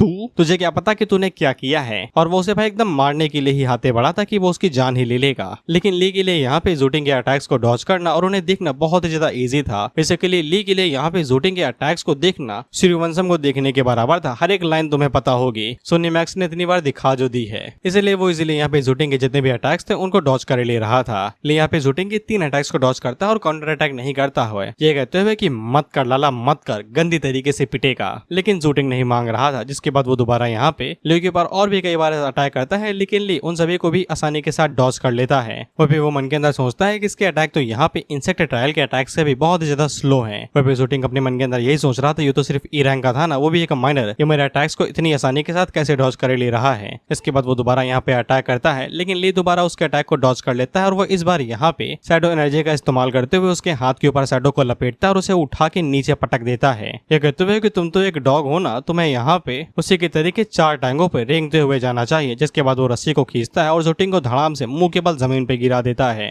और जब वो नीचे गिरता है तो सुकिंग उसकी मदद करने के लिए जाती है और इसी बात का मजाक उड़ाते हुए कहता है तुम तो यार कुत्ते के तरीके सच में घुटने पे ही आ गए। तो शूटिंग को और मूर्छी लगती है और वो दोबारा यहाँ पे हमला करने को आगे बढ़ता है, लेकिन इसी बीच में यहाँ पे ब्लैक मार्केट को चलाने वाला या फिर गैंग लीडर जो भी था वो यहाँ पे आ जाता है और उन लोगों से कहता है रुको। इस बंदे का नाम वैंग है, जो कि यहाँ पे शूटिंग से कहता है कि तुम भले ही मेरे बेस्ट कस्टमर हो, लेकिन इसके बावजूद मेरे स्टोर के सामने इस तरीके से लड़ाई करना थोड़ा सा गलत बात है। वहीं पे सुकिंग ली की तरफ इशारा करते हुए कहते हैं कि इसने यहाँ पे शूटिंग की कीमती शॉट को तोड़ दिया है, इसलिए यहाँ पे शूटिंग ने यहाँ पे ली के ऊपर हमला किया। वहीं पे वैंग भी यहाँ पे ली को एकदम माइनर ही समझ रहा था। वो आगे से ली से कहता है कि तुम्हारे हाथों में वेपन है, या तुम्हें सच में लगता है कि वो शूटिंग के वेपन को तोड़ सकता है। ली आगे से साफ कहता है कि उसने पहले हमला किया था, अगर उसकी शॉट यहाँ पे टूट गई इसमें मेरी गलती कहाँ से हुई। जिस पे वैंग यहाँ पे शूटिंग से पूछता है कि बात ये सही है क्या, और वो चुपके से उसके कान में कहता है कि इस बच्चे के हाथों में जो स्वॉर्ड है वो कोई ऑर्डिनरी आइटम नहीं है, और वो उसे कहता है सेम रूल लाला सेम रूल, पैसे मेरे होंगे माल तुम्हारा होगा। इसके बाद वैंग आगे बढ़ते हुए यहाँ पे शांति का पुजारी बनते हुए कहता है कि मैं यहाँ पे पीस मेकर के तरीके पीस लाता हूँ, और वो ली से कहता है कि जरा मुझे अपनी शॉट दिखाना जो तुम्हारे हाथों में है। तो वैंग जैसे ही शॉट को अपने हाथों में पकड़ता है तो उसे इतना भारीपन महसूस होता है कि उसे समझ में आ जाता है कि शॉट का वजन 60 से 50 किलो के आसपास होगा, और अगर ली से इतनी इतनी आसानी के साथ उठा पा रहा है तो ये पक्का ई रैंक का अवेकनर हो ही नहीं सकता है। तो फिर वैंग यहाँ पे ली से पूछता है कि तुम्हें इस तरीके का वेपन मिला कहाँ से,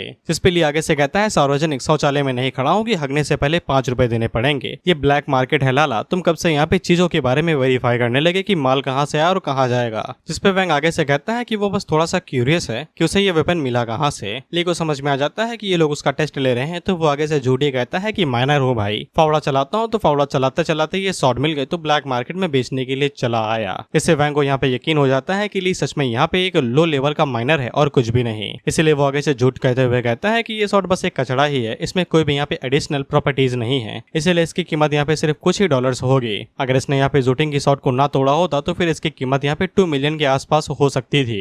और वैंग यहाँ पे ली को ठगते हुए कहता है कि तुम एक माइनर हो, तुम्हारी जिंदगी ऐसे ही आसान नहीं है, इसलिए मैं ये कचरा तुमसे खरीद लेता हूँ, लेकिन तुमने यहाँ पे शूटिंग की शॉट को तोड़ा है तो फिर तुम्हें 2 मिलियन देने पड़ेंगे, ये सब उसमें कट जाएंगे, जिसके बाद मैं सब कुछ कवर कर लूंगा। और वो ली से कहता है कि ये तुम्हारे लिए बढ़िया डील है, अच्छी लगती है ना सुनने में। इस पे शूटिंग भी आगे से ये कहता है कि वैंग ने अगर ये सब कुछ कह दिया तो फिर वो कुछ भी नहीं करेगा। शूटिंग भी आगे से ये कहती है कि एक माइनर यहाँ पे 2 मिलियन कैसे ला सकता है, इसलिए ली के लिए ये बढ़िया सा ही प्रपोजल हो सकता है कि वो इस शॉट को ऐसे ही बेच दे। इसके बाद शूटिंग आगे से कहता है कि चिंता ना करो, हम लोग इसके ऑर्गन भी बेच सकते हैं उस गाड़ी के लिए, अगर 2 मिलियन काफी नहीं होंगे। ली उन लोगों से कहता है वाओ, तुम लोगों तो मेरी हड्डी बेचने तक का प्लान कर लिया है, बढ़िया अच्छा धंधा है भाई, बढ़िया अच्छा है। और वो उन लोगों से कहता है कि मैंने बोला था लाल अब मत कर ऐसा। इसके बाद वो आगे से यहाँ पे शैडो आइस को एक्टिवेट करते हुए कहता है कि अगर कोई प्रॉब्लम होगी तो फिर मुझे वो प्रॉब्लम सॉल्व करनी पड़ेगी, क्योंकि वो प्रॉब्लम मेरी प्रॉब्लम नहीं रहेगी, क्योंकि मैंने ये बॉडी पहले ही किसी और को दे दी है। इसके बाद 2-3 गार्ड्स यहाँ पे ली के ऊपर हमला करने को आगे बढ़ते हैं, ये कहते हुए कि इसके हाथ पैर तोड़ दो। वह पे वैंग पीछे मुड़ के शूटिंग से कह रहा था कि हम लोग चाय पीते हैं ना चल के, जिसके बाद शॉट के बारे में पता करेंगे। तभी इनका एक बंदा इनके बगल से स्यू करके उड़ता है और सीधा दरवाजे में जा घुसता है और वहीं पे ही बेचारे के दांत टूट के नीचे गिर जाते हैं। वहीं पे वैंग को ऐसा लग रहा था कि ये उसका नहीं बल्कि ली है, इसलिए वो कहता है कि थोड़ा सा देख के मारो यार, अगर इसने कोई सामान वामान तोड़ दिया तो ये पैसे भी नहीं भर पाएगा उसके। लेकिन उसी टाइम पे 2-3 बंदे और इनकी तरफ उड़ते हुए आते हैं, जिनमें से एक तो सीधा शूटिंग के साथ टकराता है और वो धड़ाम से दूर जाके गिरता है। इसके बाद ली उन लोगों से कहता है कि अब आपकी बारी है मोहतरमा। इस पे शूटिंग आगे से कहती है कि माइनर की ये औकात कि वो यहाँ पे एक डी रैंक या अवेकनर को धमकी दे। वहीं पे शूटिंग आगे से कहता है कि तुम्हारे पास अच्छी स्किल्स हैं, लेकिन तुम एक लूजर ही हो, 2 सेकंड पहले तो उसे छू तक नहीं पा रहा था गधे, ये फालतू की लाइनें क्या मार रहा है। इसके बाद वो दोबारा यहाँ पे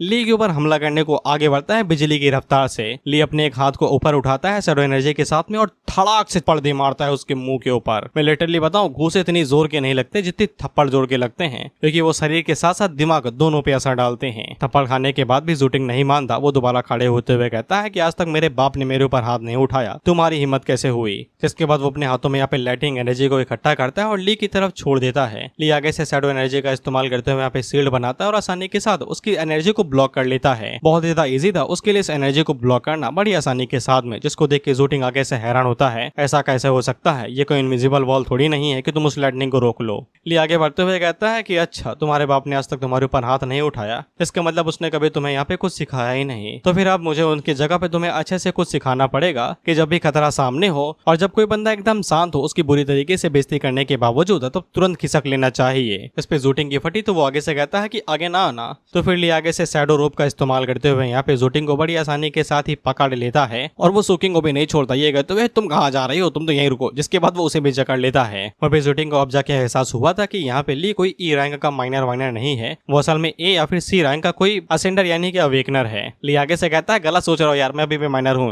लोग मान ही नहीं रहे, अभी भी फावड़ा चलाना पड़ता है पेट पालने के लिए। इसके बाद ली दोबारा अपने हाथ को ऊपर उठा लेता है थप्पड़ मारने के लिए, लेकिन तभी शूटिंग आगे से जवान चलाते हुए कहता है कि वो ब्लैक पैंथर गैंग का मेंबर है, अगर वो यहाँ पे शूटिंग को छुएगा तो फिर उसका भाई उसके साथ आएगा और उसे खत्म कर देगा। ली आगे से सीरियस हो जाता है, ये कहते हुए loan shark, black panther gang, इनके साथ तो मेरा पुराना हिसाब किताब है। इसके बाद वो थप्पड़ जो धीरे से मारने वाला था उनकी स्पीड वो दुगनी कर देता है और थड़ा थप्पड़ मारते रहता है। तुम क्यों चीख रही हो यार, तुम्हें तो उसने छुआ भी नहीं अभी तक, सिर्फ बांध के ही रखा है। 10-15 थप्पड़ मारने के बाद ली के साय से मन भर जाता है, तो वो शूटिंग के ऊपर आराम से एक लात मारता है और शूटिंग उड़ते हुए दरवाजे में जा घुसता है। वहीं पे भाई का खर्चा बढ़ चुका था, अब इसे हॉस्पिटल में 2-3 दिन रहने पड़ेंगे। वहीं पे ली उन लोगों से कहता है कि मुझे इस दुनिया में किसी से नफरत है तो साला लोन शार्क से है। पैसे के लिए जो पैसा तो देते हैं लेकिन बहुत ज्यादा ब्याज लेते हैं, उन्हें लोन शार्क कहा जाता है। अब उसी टाइम पे वैंग पीछे से भाई शॉट लेके ली के ऊपर हमला करने की कोशिश करता है, तो ली पीछे मुड़ के उसके ऊपर चीख के बस इतना ही कहता है दफा हो जाओ, तो वो धड़ाम से दूर दूर जाके गिरता है। खैर इसके बाद यहाँ पे जूटिंग की तरफ आगे बढ़ने लगता है तो जूटिंग की फटी। वो आगे से कहता है कि ये एक मिसअंडरस्टैंडिंग है, उसके पास 1 लाख रुपए हैं, अगर वो चाहे तो वो उसे यहीं पे ही दे सकता है। यहीं पे ही दोस्त बन जाते हैं और सब कुछ भूल जाते हैं जो भी यहाँ पे हुआ। ली उसे कहता है अच्छा तो तुम्हारी चमड़ी की कीमत यहाँ पे सिर्फ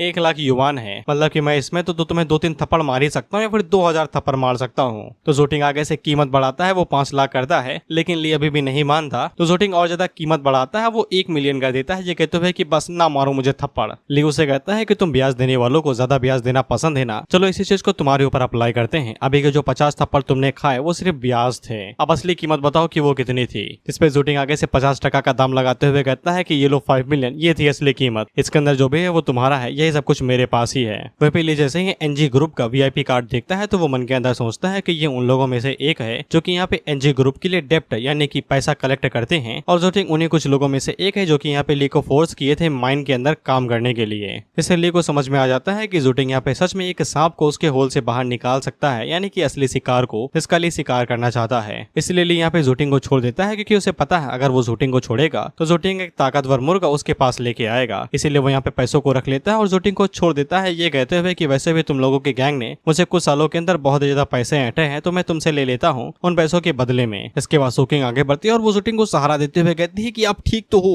लेकिन जूटिंग उसी के ऊपर बरस जाता है, ये कहते हुए अगर तुमने सही से कहा होता कि वो एक माइनर नहीं है तो फिर हम लोगों के साथ ये कभी भी ना होता और मैं इस तरीके से फंसता नहीं, लेकिन तुम्हारी वजह से मैंने मान लिया कि वो भी एक माइनर है और उसके साथ भिड़ गया। इसके बाद वो वही चीज करता है जिसके बारे में ली ने और हमने सोचा था। ये अपने एक पावरफुल बंदे को कॉल लगाता है, ये कहते हुए कि मेरा पैसा हजूलना सॉरी हजम करना इतना भी आसान नहीं है, 10 तो लग जाएंगे, तुम मत देखो मैं तुम्हें बताता हूँ। इसके बाद वो किसी एक बंदे को फोन लगाता है जिसका नाम पैंथर था और यही ब्लैक पैंथर गैंग का लीडर है। ये जूटिंग से पूछता है बताओ भाई क्या हुआ है। तो जूटिंग उसे बताता है ब्रदर पैंथर किसी ने मेरे पैसे ले लिए हैं और वो मेरे खिलाफ खड़ा हुआ है, जो तोहफा आपने मुझे दिया था मैं चाहता हूँ कि आप पूरी ब्लैक पैंथर गैंग को लें और उसे डिस्ट्रॉय कर दें। जिस पे पैंथर आगे से कहता है कि हाँ भाई मुझे उसकी फोटो भेजो, बाकी मैं सब कुछ देख लूंगा। वो भी पैंथर के साथ में एक और बंदा था जो कि आगे से कहता है कि हमने सारा माल इकट्ठा कर लिया है, लेकिन बाकी लोगों के साथ में क्या करें। जिस पे पैंथर आगे से कहता है कि कोई बचा था क्या। जिस पे दूसरा बंदा आगे से कहता है कोई भी नहीं बचा था। जिसके बाद वो यहाँ पे अपने थ्रेड्स यानी कि जालों को खींचता है और पीछे जितने भी बचे कुछ लोग थे उनके यहाँ पे सलाद की तरीके टुकड़े टुकड़े कर देता है। इसके बाद वो उसी बंदे को यहाँ पे ऑर्डर देता है कि यहाँ पे जूटिंग को कोई परेशानी हुई है, वो इन्फॉर्मेशन भेजने वाला है, मैं चाहता हूँ कि तुम जाओ और जाके जूटिंग की प्रॉब्लम सॉल्व करो। जिसके बाद हम लोग ली को देखते हैं जो कि शायद से एक गिल्ड या फिर एक ऐसी जगह पे गया हुआ था जहाँ पे मिशन चूज किए जाते हैं। वहाँ का मैनेजर या फिर असिस्टेंट ली से पूछता है कि क्या वो उसकी कोई मदद कर सकता है। ली उसको बताता है कि वो एक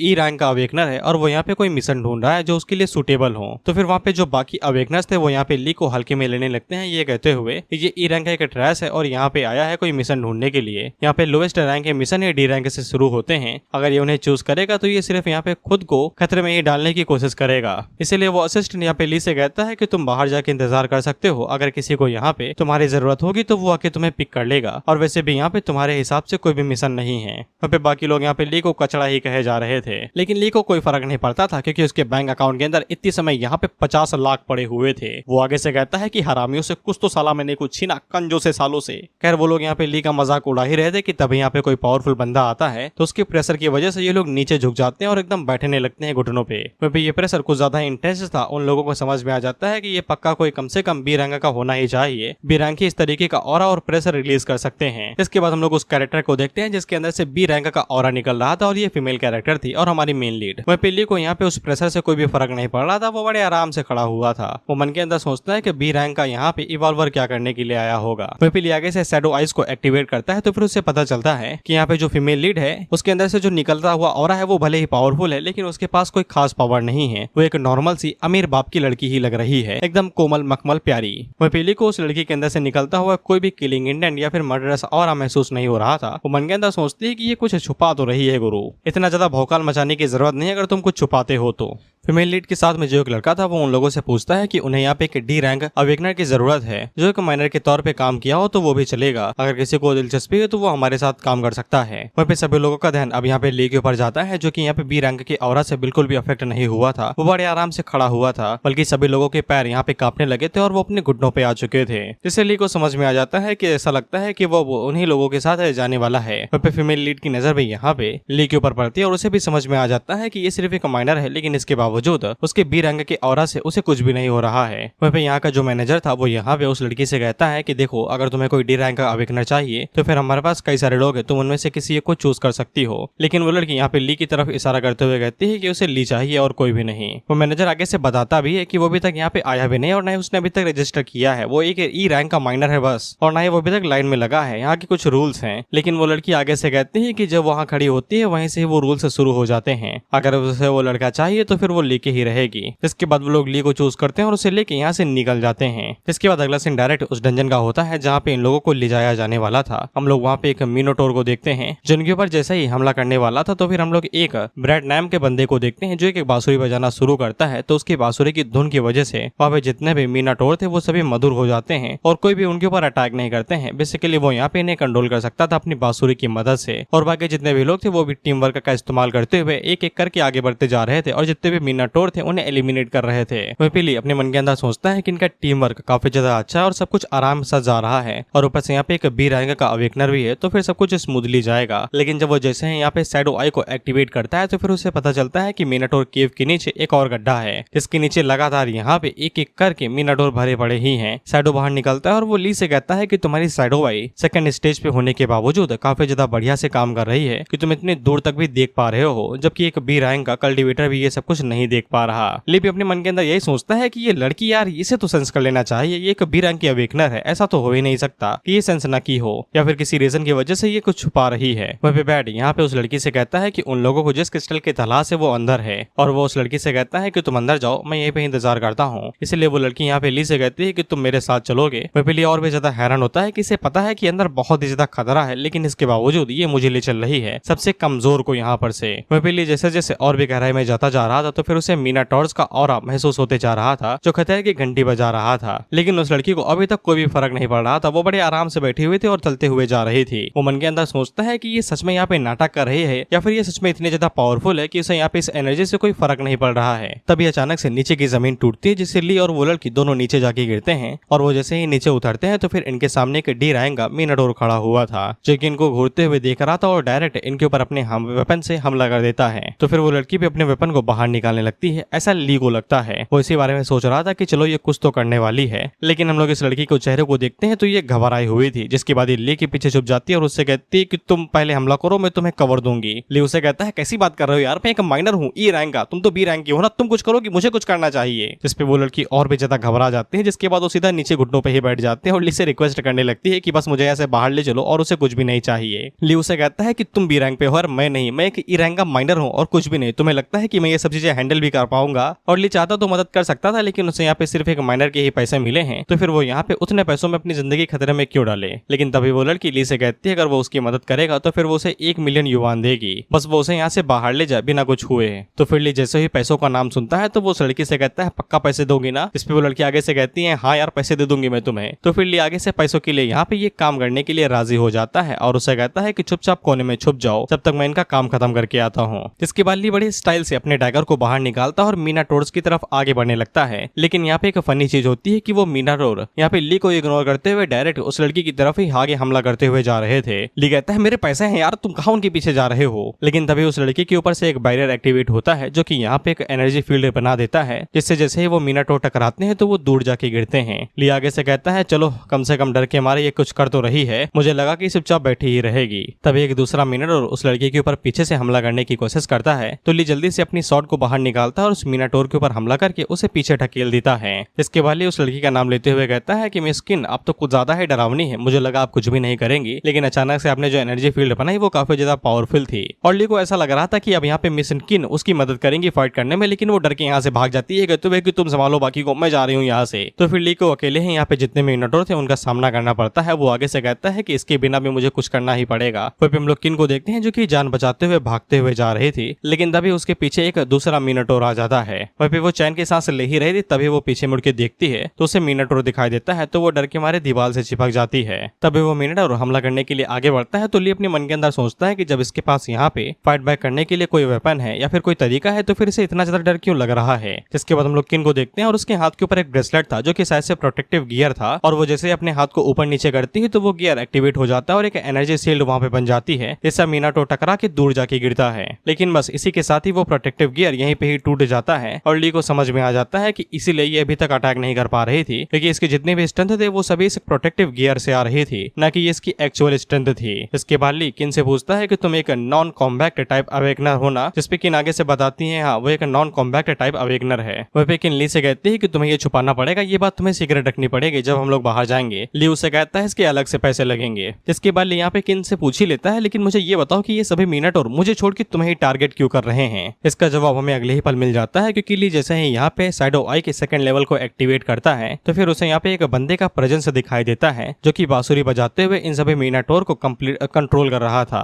ली को समझ में आ जाता है कि उस बांसुरी की धुन की वजह से एक एनर्जी फ्लक्चुएशन हो रहा है, जिससे ये सभी मिनाटोर कंट्रोल किए जा रहे हैं। तभी दूसरा मिनाटोर यहाँ पे दोबारा किन के ऊपर हमला करने की कोशिश करता है, तो जल्दी से ली आगे बढ़ता है और उसे डिफेंड करता है। धीरे धीरे करके यहाँ पे जितने भी मिनाटोर थे वो सभी इकट्ठा होने लगते हैं और ली के लिए अब अकेले यहाँ पे फाइट करना और प्रोटेक्ट करना दोनों मुश्किल होते जा रहा था। वहीं पे अगर किन छुप भी जाए तो भी यहाँ पे मिनाटोर उसे ढूंढ नहीं लेंगे, क्योंकि उन्हें कंट्रोल किया जा रहा था। इसलिए ली के पास एक ही ऑप्शन बचता है कि वो यहाँ पे उस बंदे को टारगेट करे जो कि इन सभी मिनाटोर को कंट्रोल कर रहा है। इसलिए वो आगे से यहाँ पे शैडो चेन्स का इस्तेमाल करते हुए उन सभी मिनाटोर को एक जगह पे कंट्रोल कर लेता है और उन्हें बांध देता है। वहीं पे वो जानबूझ के थोड़ा सा तेज आवाज में कह रहा था कि तुमने यहाँ पे अपने दोनों प्रोटेक्टिव आर्टिफैक्ट्स का इस्तेमाल कर लिया है और तुम ऊपर से एक नॉन कॉम्बैक्ट टाइप अवेकनर हो, इसलिए तुम्हें छुप जाना चाहिए ताकि तुम्हारे ऊपर कोई हमला न करे। किन भी थोड़ा सा हैरान होकर पूछती है कि तुम इतना जोर से ये सब कुछ क्यों कह रहे हो, और तभी उसके पीछे वो बंदा आ जाता है जो कि उन सभी मिनाटोर को कंट्रोल कर रहा था। इसलिए ली ने यहाँ पे इतनी जोर से बोला था ताकि वो बंदा अपनी शकल तो दिखाए। उसे जैसे ही पता चलता है कि यहाँ पे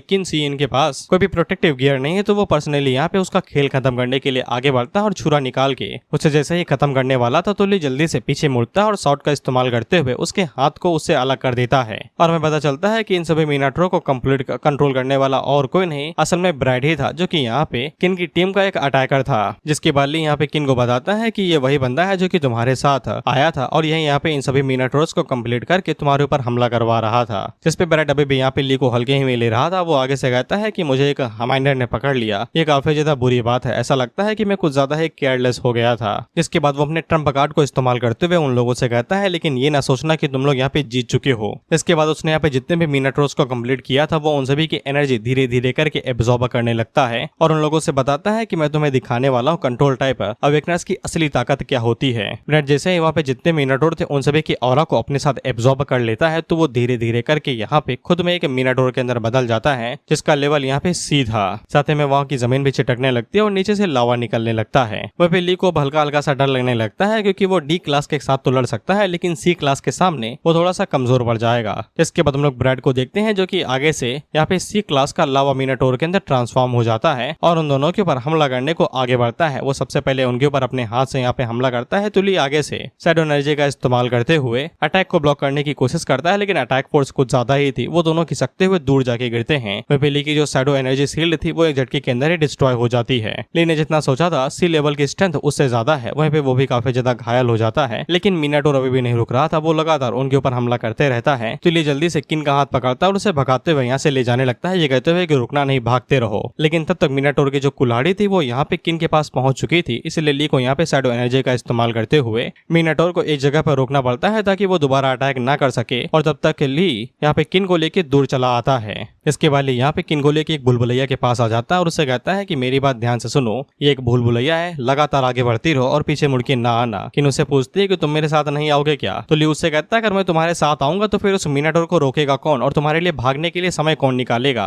भागते हुए जाओ और कहीं पे छुप जाओ, जैसे ये सब कुछ खत्म हो जाएगा मैं तुम्हें ढूंढते हुए आ जाऊंगा। आखिरकार तुम मेरे लिए यार $1 मिलियन का खजाना जो हो यार, तुम ही तो पैसा दोगी मुझे। जिसके बाद लोग मिनाटोर को देखते हैं जो कि यहाँ पे किन को ढूंढ रहा था। उसे टाइम पे ली उसके पीछे से निकलता है और उससे पूछता है किसी को ढूंढ रहे हो क्या, तो वो जैसे ही यहाँ पे ली को देखता है तो तुरंत उसके ऊपर कुल्हाड़ी से हमला कर देता है, ये कहते हुए कि किन कहाँ पे है। और ऑफ कोर्स यहाँ पे जैसे ही कुल्हाड़ी जमीन के साथ टकराती है तब तक ली वहां से हट चुका था और इजीली उसके अटैक को डॉज कर लेता है। जिसके बाद ली उसके पैर के ऊपर यहाँ पे स्लैश मारते हुए कहता है कि गेस करो वो कहाँ पे होगी। लेकिन जब ली यहाँ पे मिनाटोर के ऊपर स्लैश मारता है तो फिर उसे पता चलता है कि वो शॉट के साथ में भी यहाँ पे उसके ऊपर एक खरोच तक नहीं मार पा रहा। ब्रैड उसके ऊपर हंसते हुए कहता है तुम्हारा दिमाग खराब है, तुम्हें सच में लगता है कि तुम एक चाकू के साथ में पत्थर को काट सकते हो। इसके बाद वो दोबारा ली के ऊपर हमला करता है तो ली जल्दी से वहां से हट के उसे डॉज कर लेता है। ली को समझ में आ जाता है कि वो जहाँ पे खड़ा है वो पूरी तरीके से लावा से घिरा हुआ है, थोड़ी सी गलती से वो यहाँ पे लावा के अंदर जल भी सकता है, इसलिए वो तुरंत यहाँ से भाग लेता है, यही सोचते हुए कि उसे यहाँ पे ब्रैड को थोड़ा सा खुले एरिया में लेके आना पड़ेगा तभी वो सही से अटैक कर सकता है। इसलिए वो भागते हुए यहाँ पे ब्रैड को भूलभुलैया के अंदर ले आता है, तो ब्रैड उसके पीछे भागते हुए कहता है भाग के जा कहाँ पे रहे हो।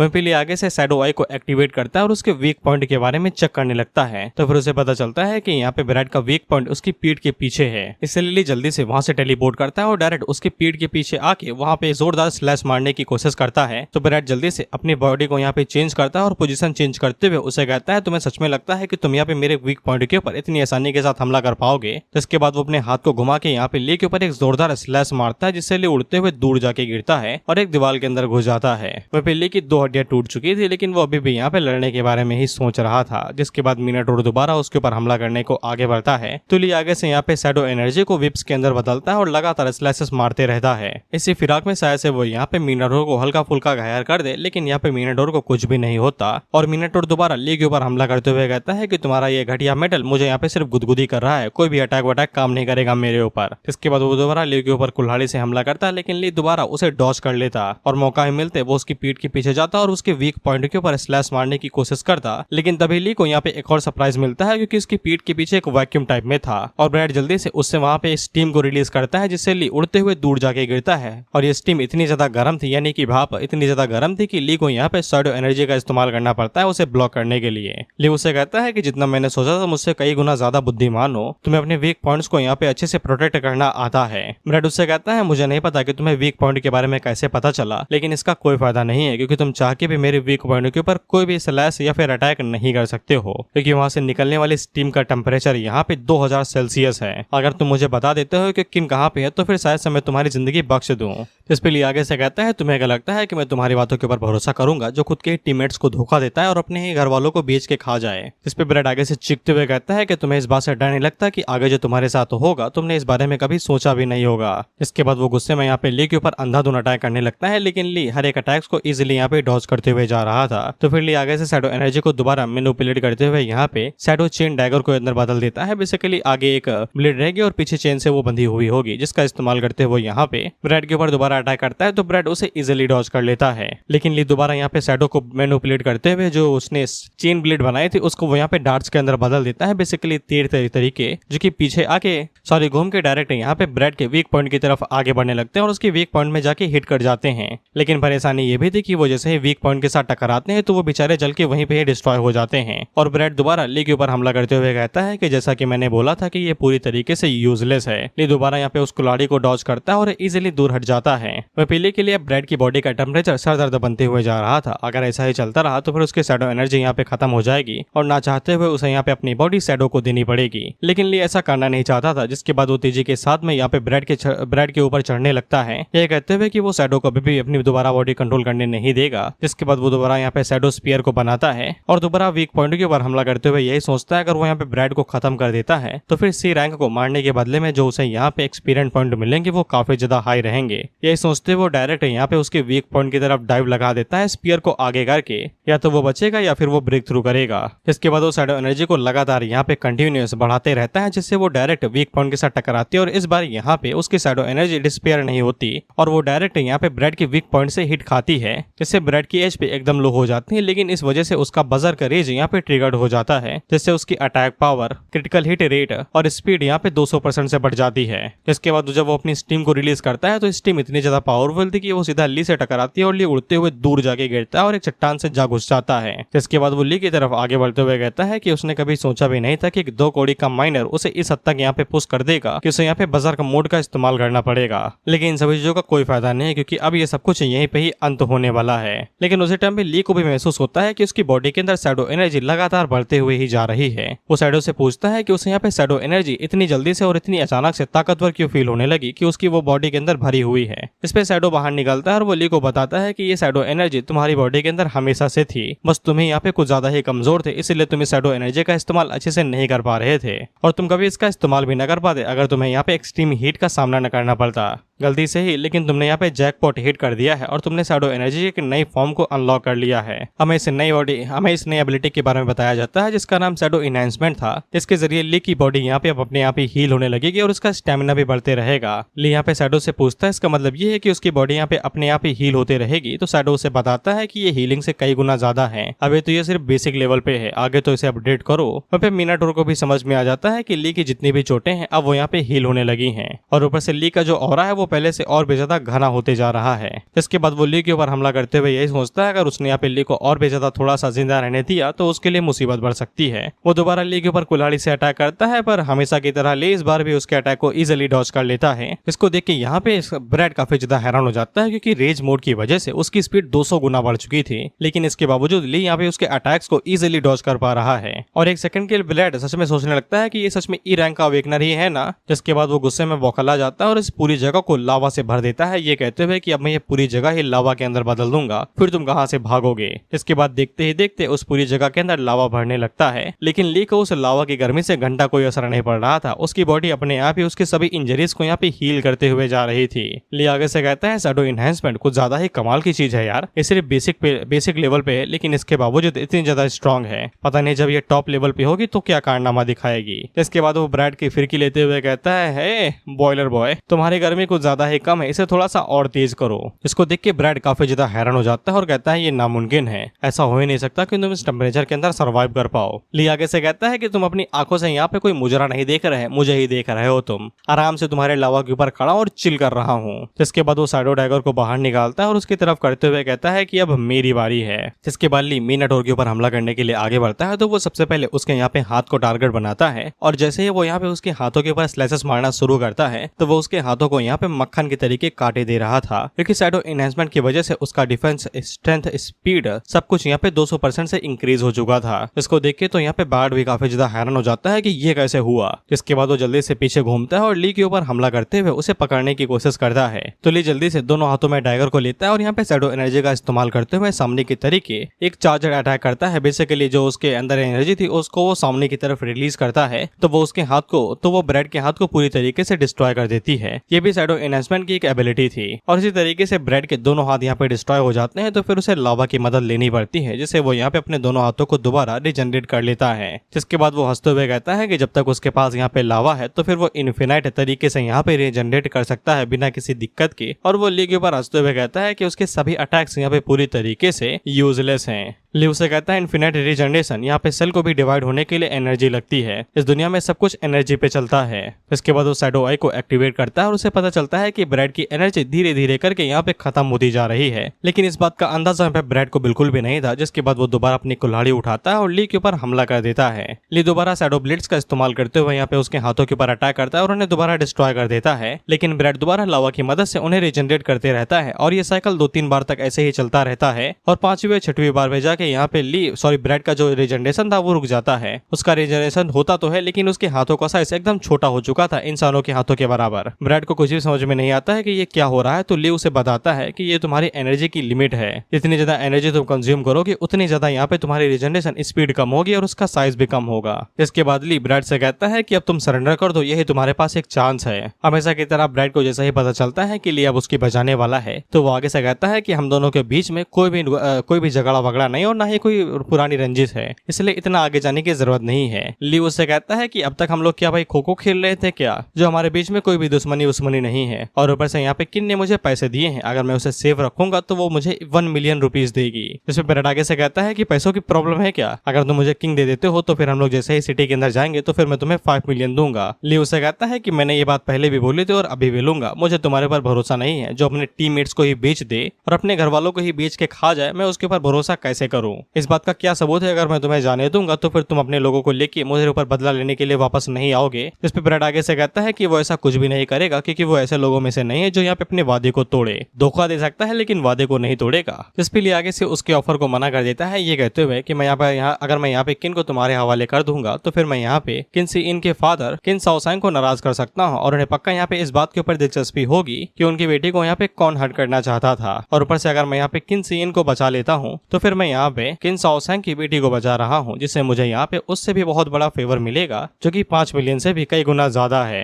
वह ब्रैड जैसे यहाँ पे ली का प्लान सुनता है तो वो मन के अंदर सोचता है अगर वो यहाँ पे साओसैंग के हाथों के अंदर फंस जाता है तो फिर वो मरेगा तो मरेगा ही, लेकिन उसकी फैमिली को भी नहीं छोड़ा जाएगा, उसकी फैमिली का भी नाम बीच में आ जाएगा। जिसके बाद वो अपने पास से किसी तरीके का क्रिस्टल बाहर निकालता है और उसे तोड़ते हुए ली से कहता है कि अगर ऐसी बात है तो फिर मुझे ब्लेम ना करना जो मैं करने वाला हूँ। शैडो उस क्रिस्टल को तुरंत देखते ही पहचान जाता है और वो मन के अंदर सोचता है कि इसके हाथों हाथों में गेट ऑफ द अदरवर्ल्ड फ्रेगमेंट क्या कर रहा है। वहीं पे शैडो हम लोगों को बताता है कि अगर ये फ्रेगमेंट यहाँ पे डिस्ट्रॉय हो गया तो फिर इस अबाया सनी की डंजन का जो बाहरी दुनिया के साथ कनेक्शन है वो पूरी तरीके से खत्म हो जाएगा और पोर्टल हमेशा के लिए गायब हो जाएगा, जिससे ये लोग हमेशा के लिए यहीं पे ही फंस जाएंगे और कभी बाहर नहीं निकल पाएंगे। शैडो ये वाली बात ली को बताता है तो ली भी काफी ज्यादा हैरान होता है और ब्रैड उससे कहता है कि तुम्हें ने मुझे ये सब कुछ करने में मजबूर किया है। लेकिन ली पलक झपकते उसके हाथों से वो फ्रेगमेंट ले लेता है और उड़ते वहां से गायब हो जाता है। इसको देख के ब्रैड काफी ज्यादा हैरान हो जाता है, भाई तुझे तुरंत तोड़ देना चाहिए था, दिखाना नहीं चाहिए था। इसके बाद ली पलक झपकते हैं यहाँ पे उसके वीक पॉइंट की तरफ आगे बढ़ता है और वहाँ पे एक पावरफुल अटैक करता है, जिससे ब्रैड का वीक पॉइंट बहुत ही बुरी तरीके से घायल हो जाता है और क्रिटिकल हिट पड़ने की वजह से धीरे धीरे करके उसकी बॉडी डिस्ट्रॉय होने लगती है। इसके बाद ब्रैड वहीं पे ही दम तोड़ देता है और उसकी बॉडी से क्रिस्टल बाहर निकलता है, जिसको ली यहाँ पे अपनी शैडो एनर्जी के लिए एब्जॉर्ब कर लेता है और उसका यहाँ पे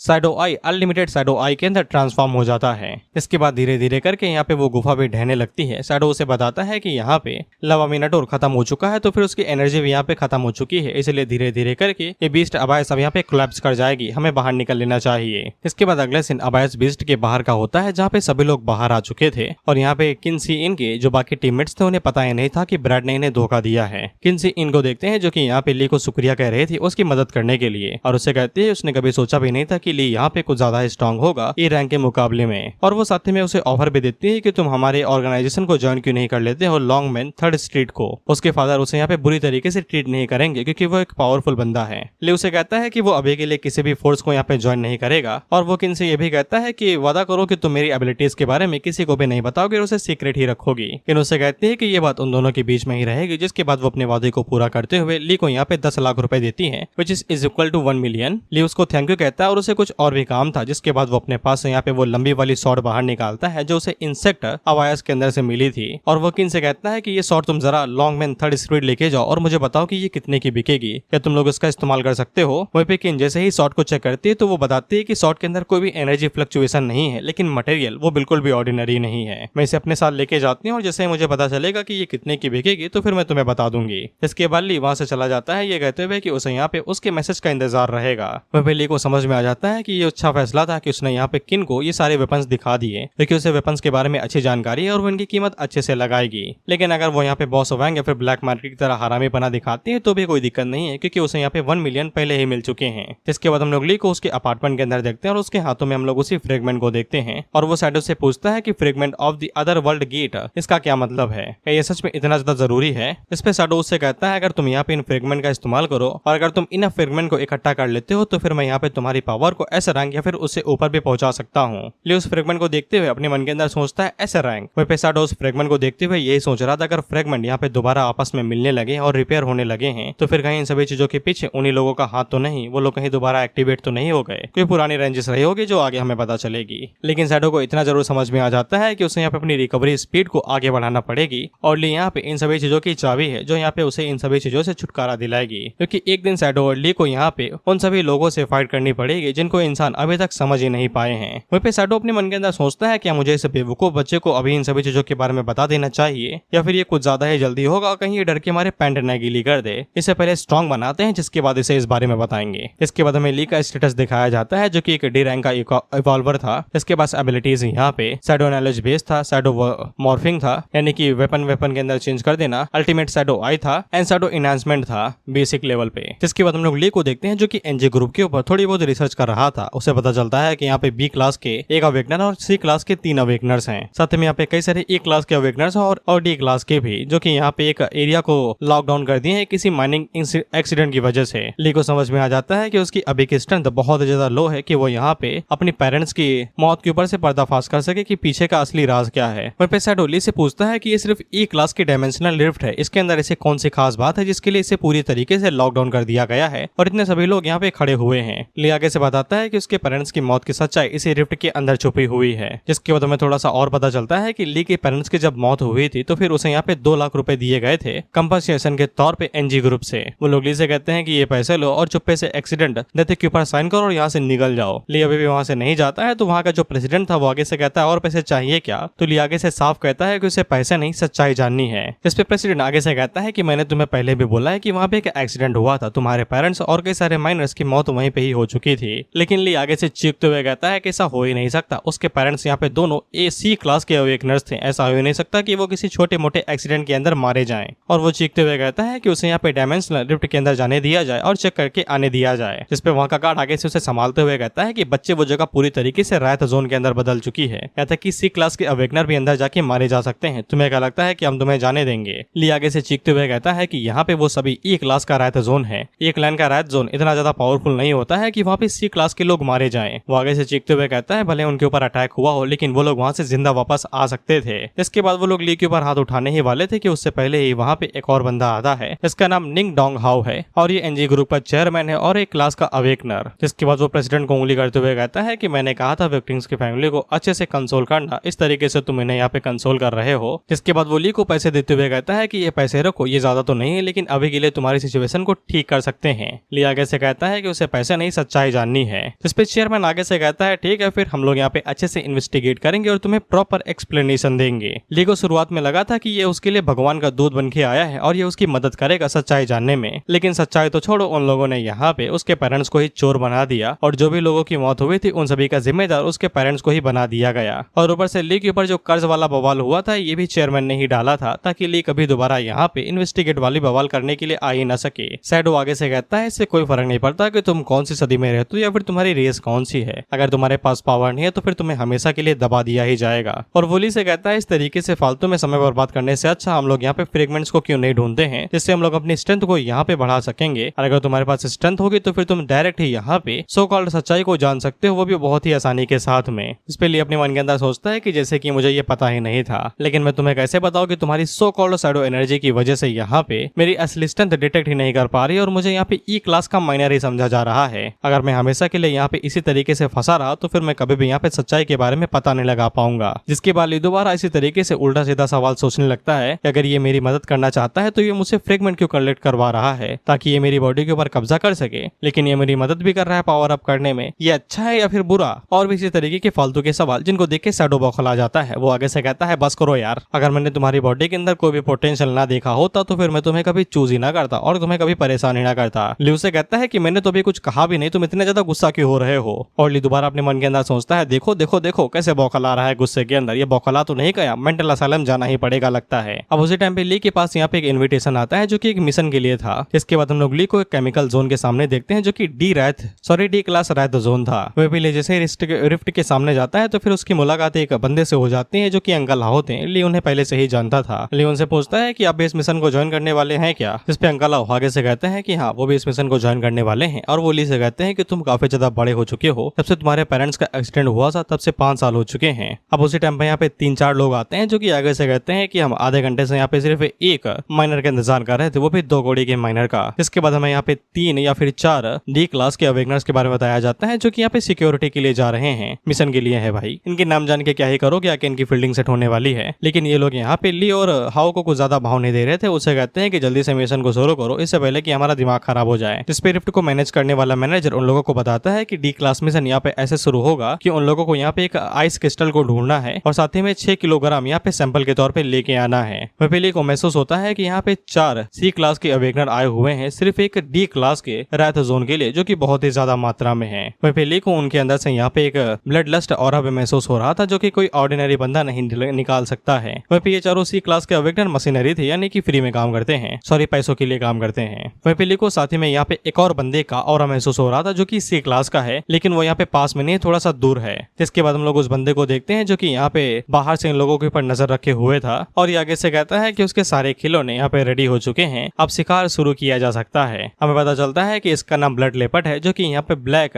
लेपर्ड गैंग का सेकंड इन कमांड है। जिसके बाद हम इन सभी को यहाँ पे रिफ्ट के अंदर देखते हैं जहाँ पे अंकल ली से पूछते हैं क्या तुम्हें प्रोटेक्टिव सूट पहनने की जरूरत नहीं है। ली आगे से बताता है कि वो अवेकन कर चुका है तो फिर उसे यहाँ पे इतने रेडिएशन से कुछ भी नहीं होगा। वह पे ये तीनों जो मशीनरी थे वो यहाँ पे ली की कह के ले रहे थे, उसका मजाक उड़ा रहे थे, ये कहते हुए कि अपने मुंह पे थोड़ा संभाल के रखो, ये कचौड़ा का सरदार है तभी तो यहाँ पे अवेकन हो चुका और लेकिन सिर्फ ई रैंक पे ही अटका हुआ है। वही पे अंकल हाउ ली से कहते हैं कि उनके ऊपर ध्यान ना दो। ली आगे से कहता है कि उनके ऊपर ध्यान भी नहीं दे रहा हूँ। वही ली को पता था कि इनकी फील्डिंग सेट हो चुकी है, अब इन्हें कुछ पता भी नहीं है, इतनी देर से कोई इनका पीछा कर रहा है इन्हें पता तक नहीं चला। वहीं पे वो ब्लड लेपर्ड यानी कि किलर से कहता है कि यार तुम कितना ज्यादा होल्ड बैक करोगे, शुरू करो ना अपना काम, या फिर 2-3 घंटों तक चलाते ही रहोगे हमें। वो पीछे मुड़ के चारों मशीनरीज की तरफ देखता है तो इन लोगों को अभी तक पता ही नहीं चला था कि कोई इनका पीछा कर रहा है। वो मन के अंदर सोचता है कि इन्हें सच में पता नहीं चला या फिर कोई इनका कोई और प्लान प्लान है। वहाँ पे वो मशीनरी इन दोनों से कह रहे थे कि पैरों को थोड़ा तेज चलाओ या फिर 2 घंटे यहीं पे ही बिताने हैं, जिसपे अंकल हाउ ली से कहते हैं कि थोड़ा तेज चलो। वहाँ पे ली को ये बढ़िया प्लान लगता है कि वो यहाँ पे इसी बात का बहाना बना के थोड़ा सा आगे बढ़ सकता है और तब तक किलर इनके साथ खेल लेगा। इसलिए वो जल्दी से अंकल हाउ का हाथ पकड़ता है और भागते हुए आगे जाने लगता है। वहाँ पे उसकी स्पीड इतनी ज्यादा थी कि ये लोग उसे देख ही नहीं पाते। वो मशीनरीज आगे से कहते हैं कि एक माइनर की स्पीड इतनी ज्यादा होनी चाहिए क्या।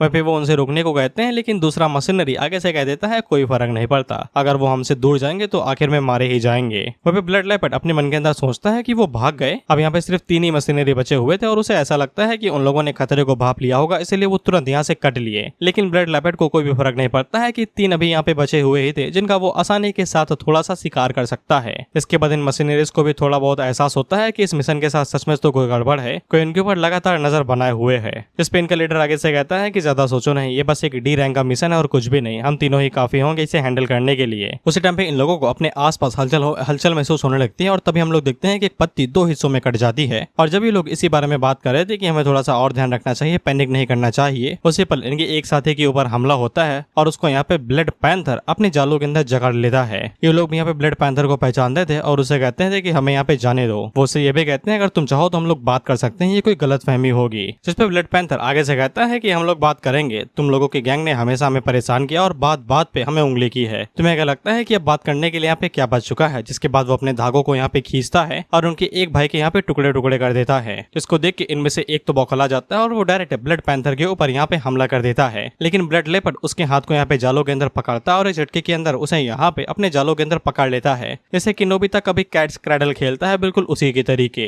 जिसके बाद वो अपने जालों को खींचता है और उस बंदे को यहाँ पे कपड़ों के तरीके चीर फाड़ देता है, जिसको देख के तीसरे बंदे की इतनी ज्यादा फटती है कि वो यहाँ पे ब्लड लेपर्ड को यहाँ पे मॉन्स्टर कहता है और तुरंत वहां से भागने लगता है। इस पे ब्लड लेपर्ड आगे से कहता है कि भागो, भागते हुए शिकार का शिकार करने में और भी ज्यादा मजा आता है। जिसके बाद हम लोग ली को देखते हैं और ये एक जगह पे रुक जाते हैं और अंकल हाउ यहाँ पे ली से पूछते हैं कि हम लोग उनसे अलग क्यों हो गए। वहीं पे ली अंकल हाउ से पूछता है कि आपने हाल ही में किसी को यहाँ पे परेशान किया है क्या, या फिर किसी फंक्शन के साथ कोई बवाल ववाल हुआ है आपका। जिसपे अंकल हाउ आगे से कहते हैं कि वो बस एक मामूली से माइनर है, वो कैसे यहाँ पे किसी को परेशान कर सकते हैं। और वो उल्टा ली से पूछते हैं कि तुम मुझसे ऐसे सवाल क्यों पूछ रहे हो। जिसपे ली आगे से उन्हें बताता है कि ये पूरा मिशन एक षड्यंत्र है, जहाँ पे शायद से आपको खत्म करने की कोशिश की जा रही है। कोई है जो कि हमें यहाँ पे हमेशा के लिए दफन करना चाहता है ताकि ये जगह हमेशा के लिए शांत रह जाए। अंकल हाउ आगे से घबराते हुए कहते हैं कि तुम तो मुझे डरा रहे हो। तो ली उनसे कहता है अगर आपको सच में कुछ पता हो तो फिर बढ़िया यही रहेगा कि आप मुझे बता दो। और उसी टाइम पे यहाँ पे वो भागता हुआ बंदा आ जाता है, जो कि ली से कहता है कि तुम्हें पता था कि कोई हमें यहाँ पे फंसाने की कोशिश कर रहा है, लेकिन तुमने हमें बताया नहीं और हमें पीछे छोड़ के चले आए, तो हमारी वजह से मेरे 2 भाई यहाँ पे जा चुके हैं। ली उससे कहता है तो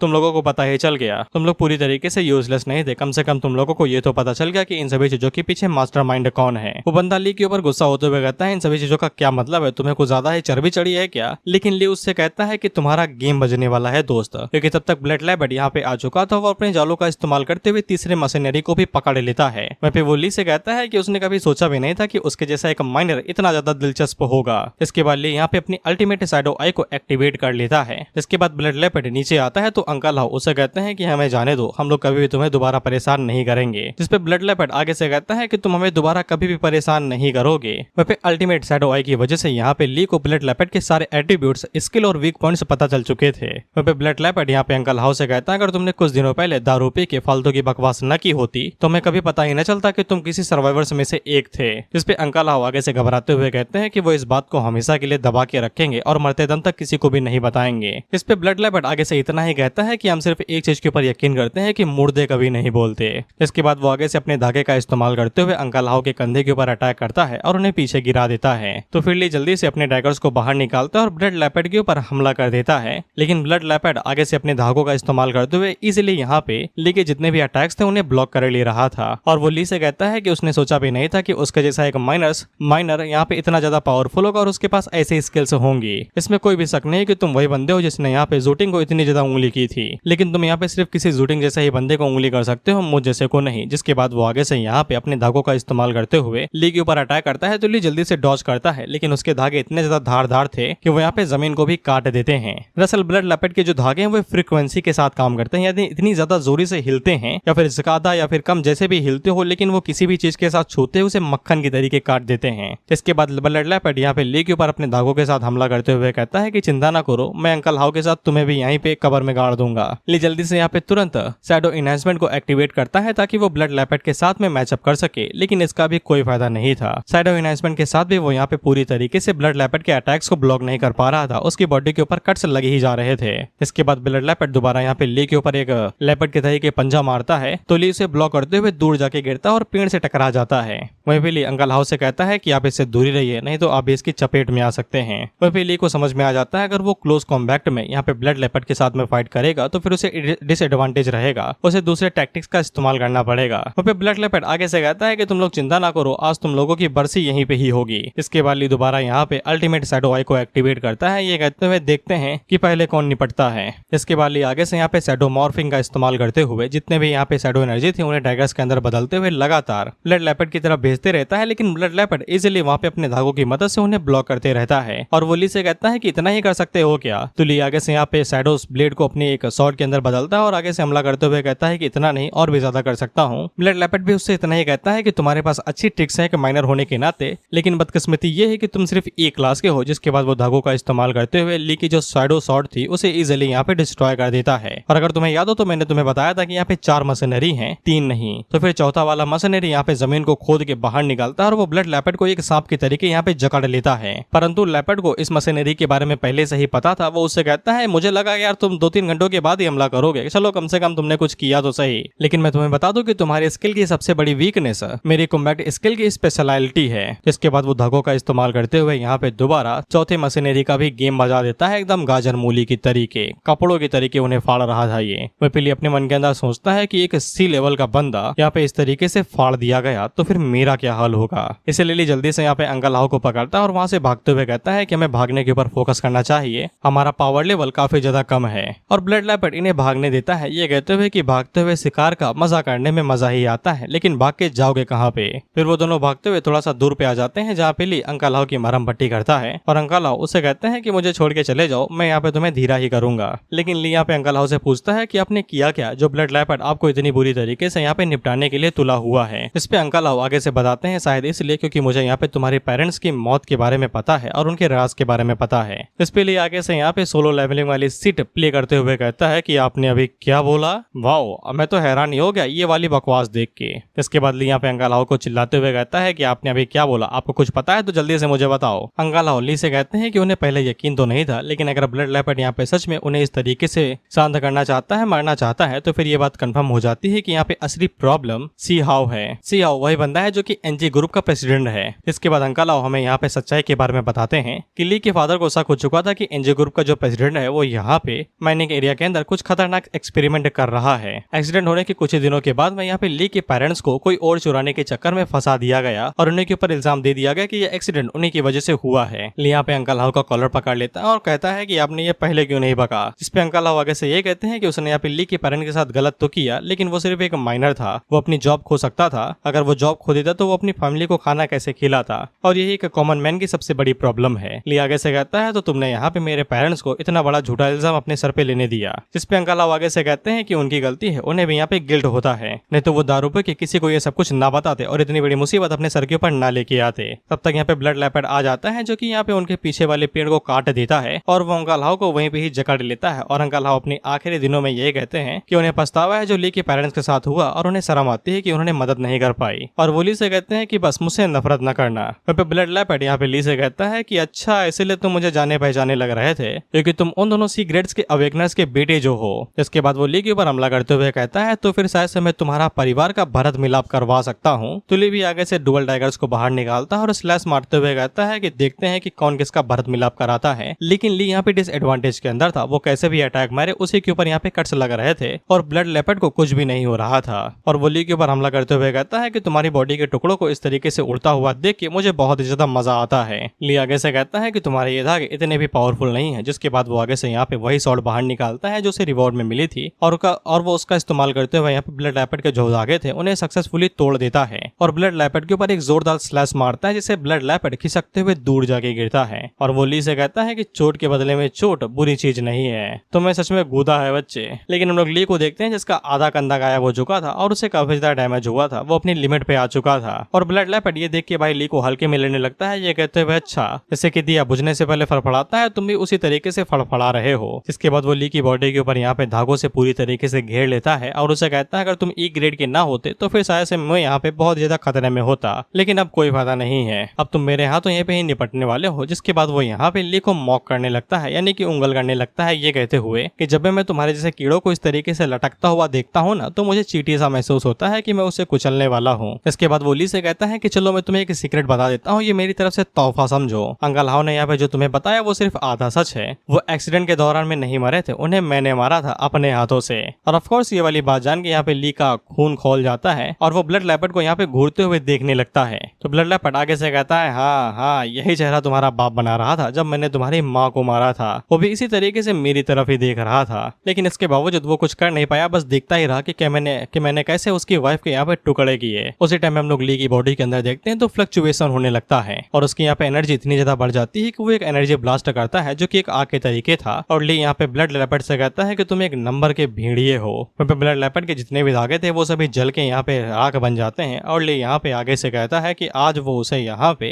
इतनी बुरी तरीके से मारेगा कि उसने कभी सोचा भी नहीं होगा। ये वाला पावर अप यहाँ पे दोबारा उस हेट्रेड की वजह से हुआ था जो ली की बॉडी के अंदर घुसा हुआ था। वो इसे यहाँ पे फ्यूल के तरीके इस्तेमाल कर रहा था शैडो एनर्जी को बढ़ाने के लिए, जिससे यहाँ पे सभी एबिलिटी से लेवल अप हो जाती हैं। इससे वो लेवल यहाँ पे सी रैंक पे ब्रेक थ्रू कर लेता है, शैडो इनहैंसमेंट सेकंड स्टेज पे आ जाता है, नई स्किल भी अनलॉक हो जाती है जो कि शैडो स्टेप था, जहाँ पे ली अपनी बॉडी को शैडो के साथ मर्ज कर सकता है आसपास के एरिया के और वहाँ पे टेलीपोर्ट कर सकता है पलक झपकते ही। फिर लेकर उसका शैडो यहाँ पे है और 2 किलोमीटर दूर कहीं पेड़ पे शैडो है तो वो इस तरीके से टेलीपोर्ट कर सकता है मर्ज करके। वहाँ पे ब्लड लेपर्ड को कुछ भी नहीं पता था कि उसके साथ आगे क्या होने वाला है, उसे बस यही लग रहा था कि ली के पास यहाँ पे कोई हीलिंग टाइप भी एबिलिटी है जिनका इस्तेमाल करके वो सिर्फ अपनी इंजरीज को हील कर रहा है और वो इस चीज को दोबारा यहाँ पे दिए के बुझने से पहले फड़पने वाली चीज को ही समझता है। जिसके बाद वो अपने धागों को आगे भेजता है ली के ऊपर हमला करने के लिए, लेकिन धागे ली की बॉडी के आर पार हो जाते हैं, लेकिन उसे कोई भी चोट नहीं होती क्योंकि एकदम हीलिंग उसकी इतनी समय फुल स्पीड पे चल रही है। जिसके बाद ली आगे से शैडो स्टेप का इस्तेमाल करते हुए पलक झपकते ही ब्लड लेपर्ड के पीछे जाता है और उससे कहता है कि इतनी समय तुम मेरे शिकार हो ना कि मैं तुम्हारा शिकार। ब्लड लेपर्ड अपने मन के अंदर सोच ही रहा था कि अचानक से इसकी स्पीड इतनी ज्यादा कैसे बढ़ गई। इसके बाद वो दोबारा पीछे मुड़ के आगे से धागों से हमला करता है, लेकिन ली उसे इजिली डॉज कर लेता है, ये कहते हुए कि कितना भी उड़ लो तुम मुझे मार नहीं सकते।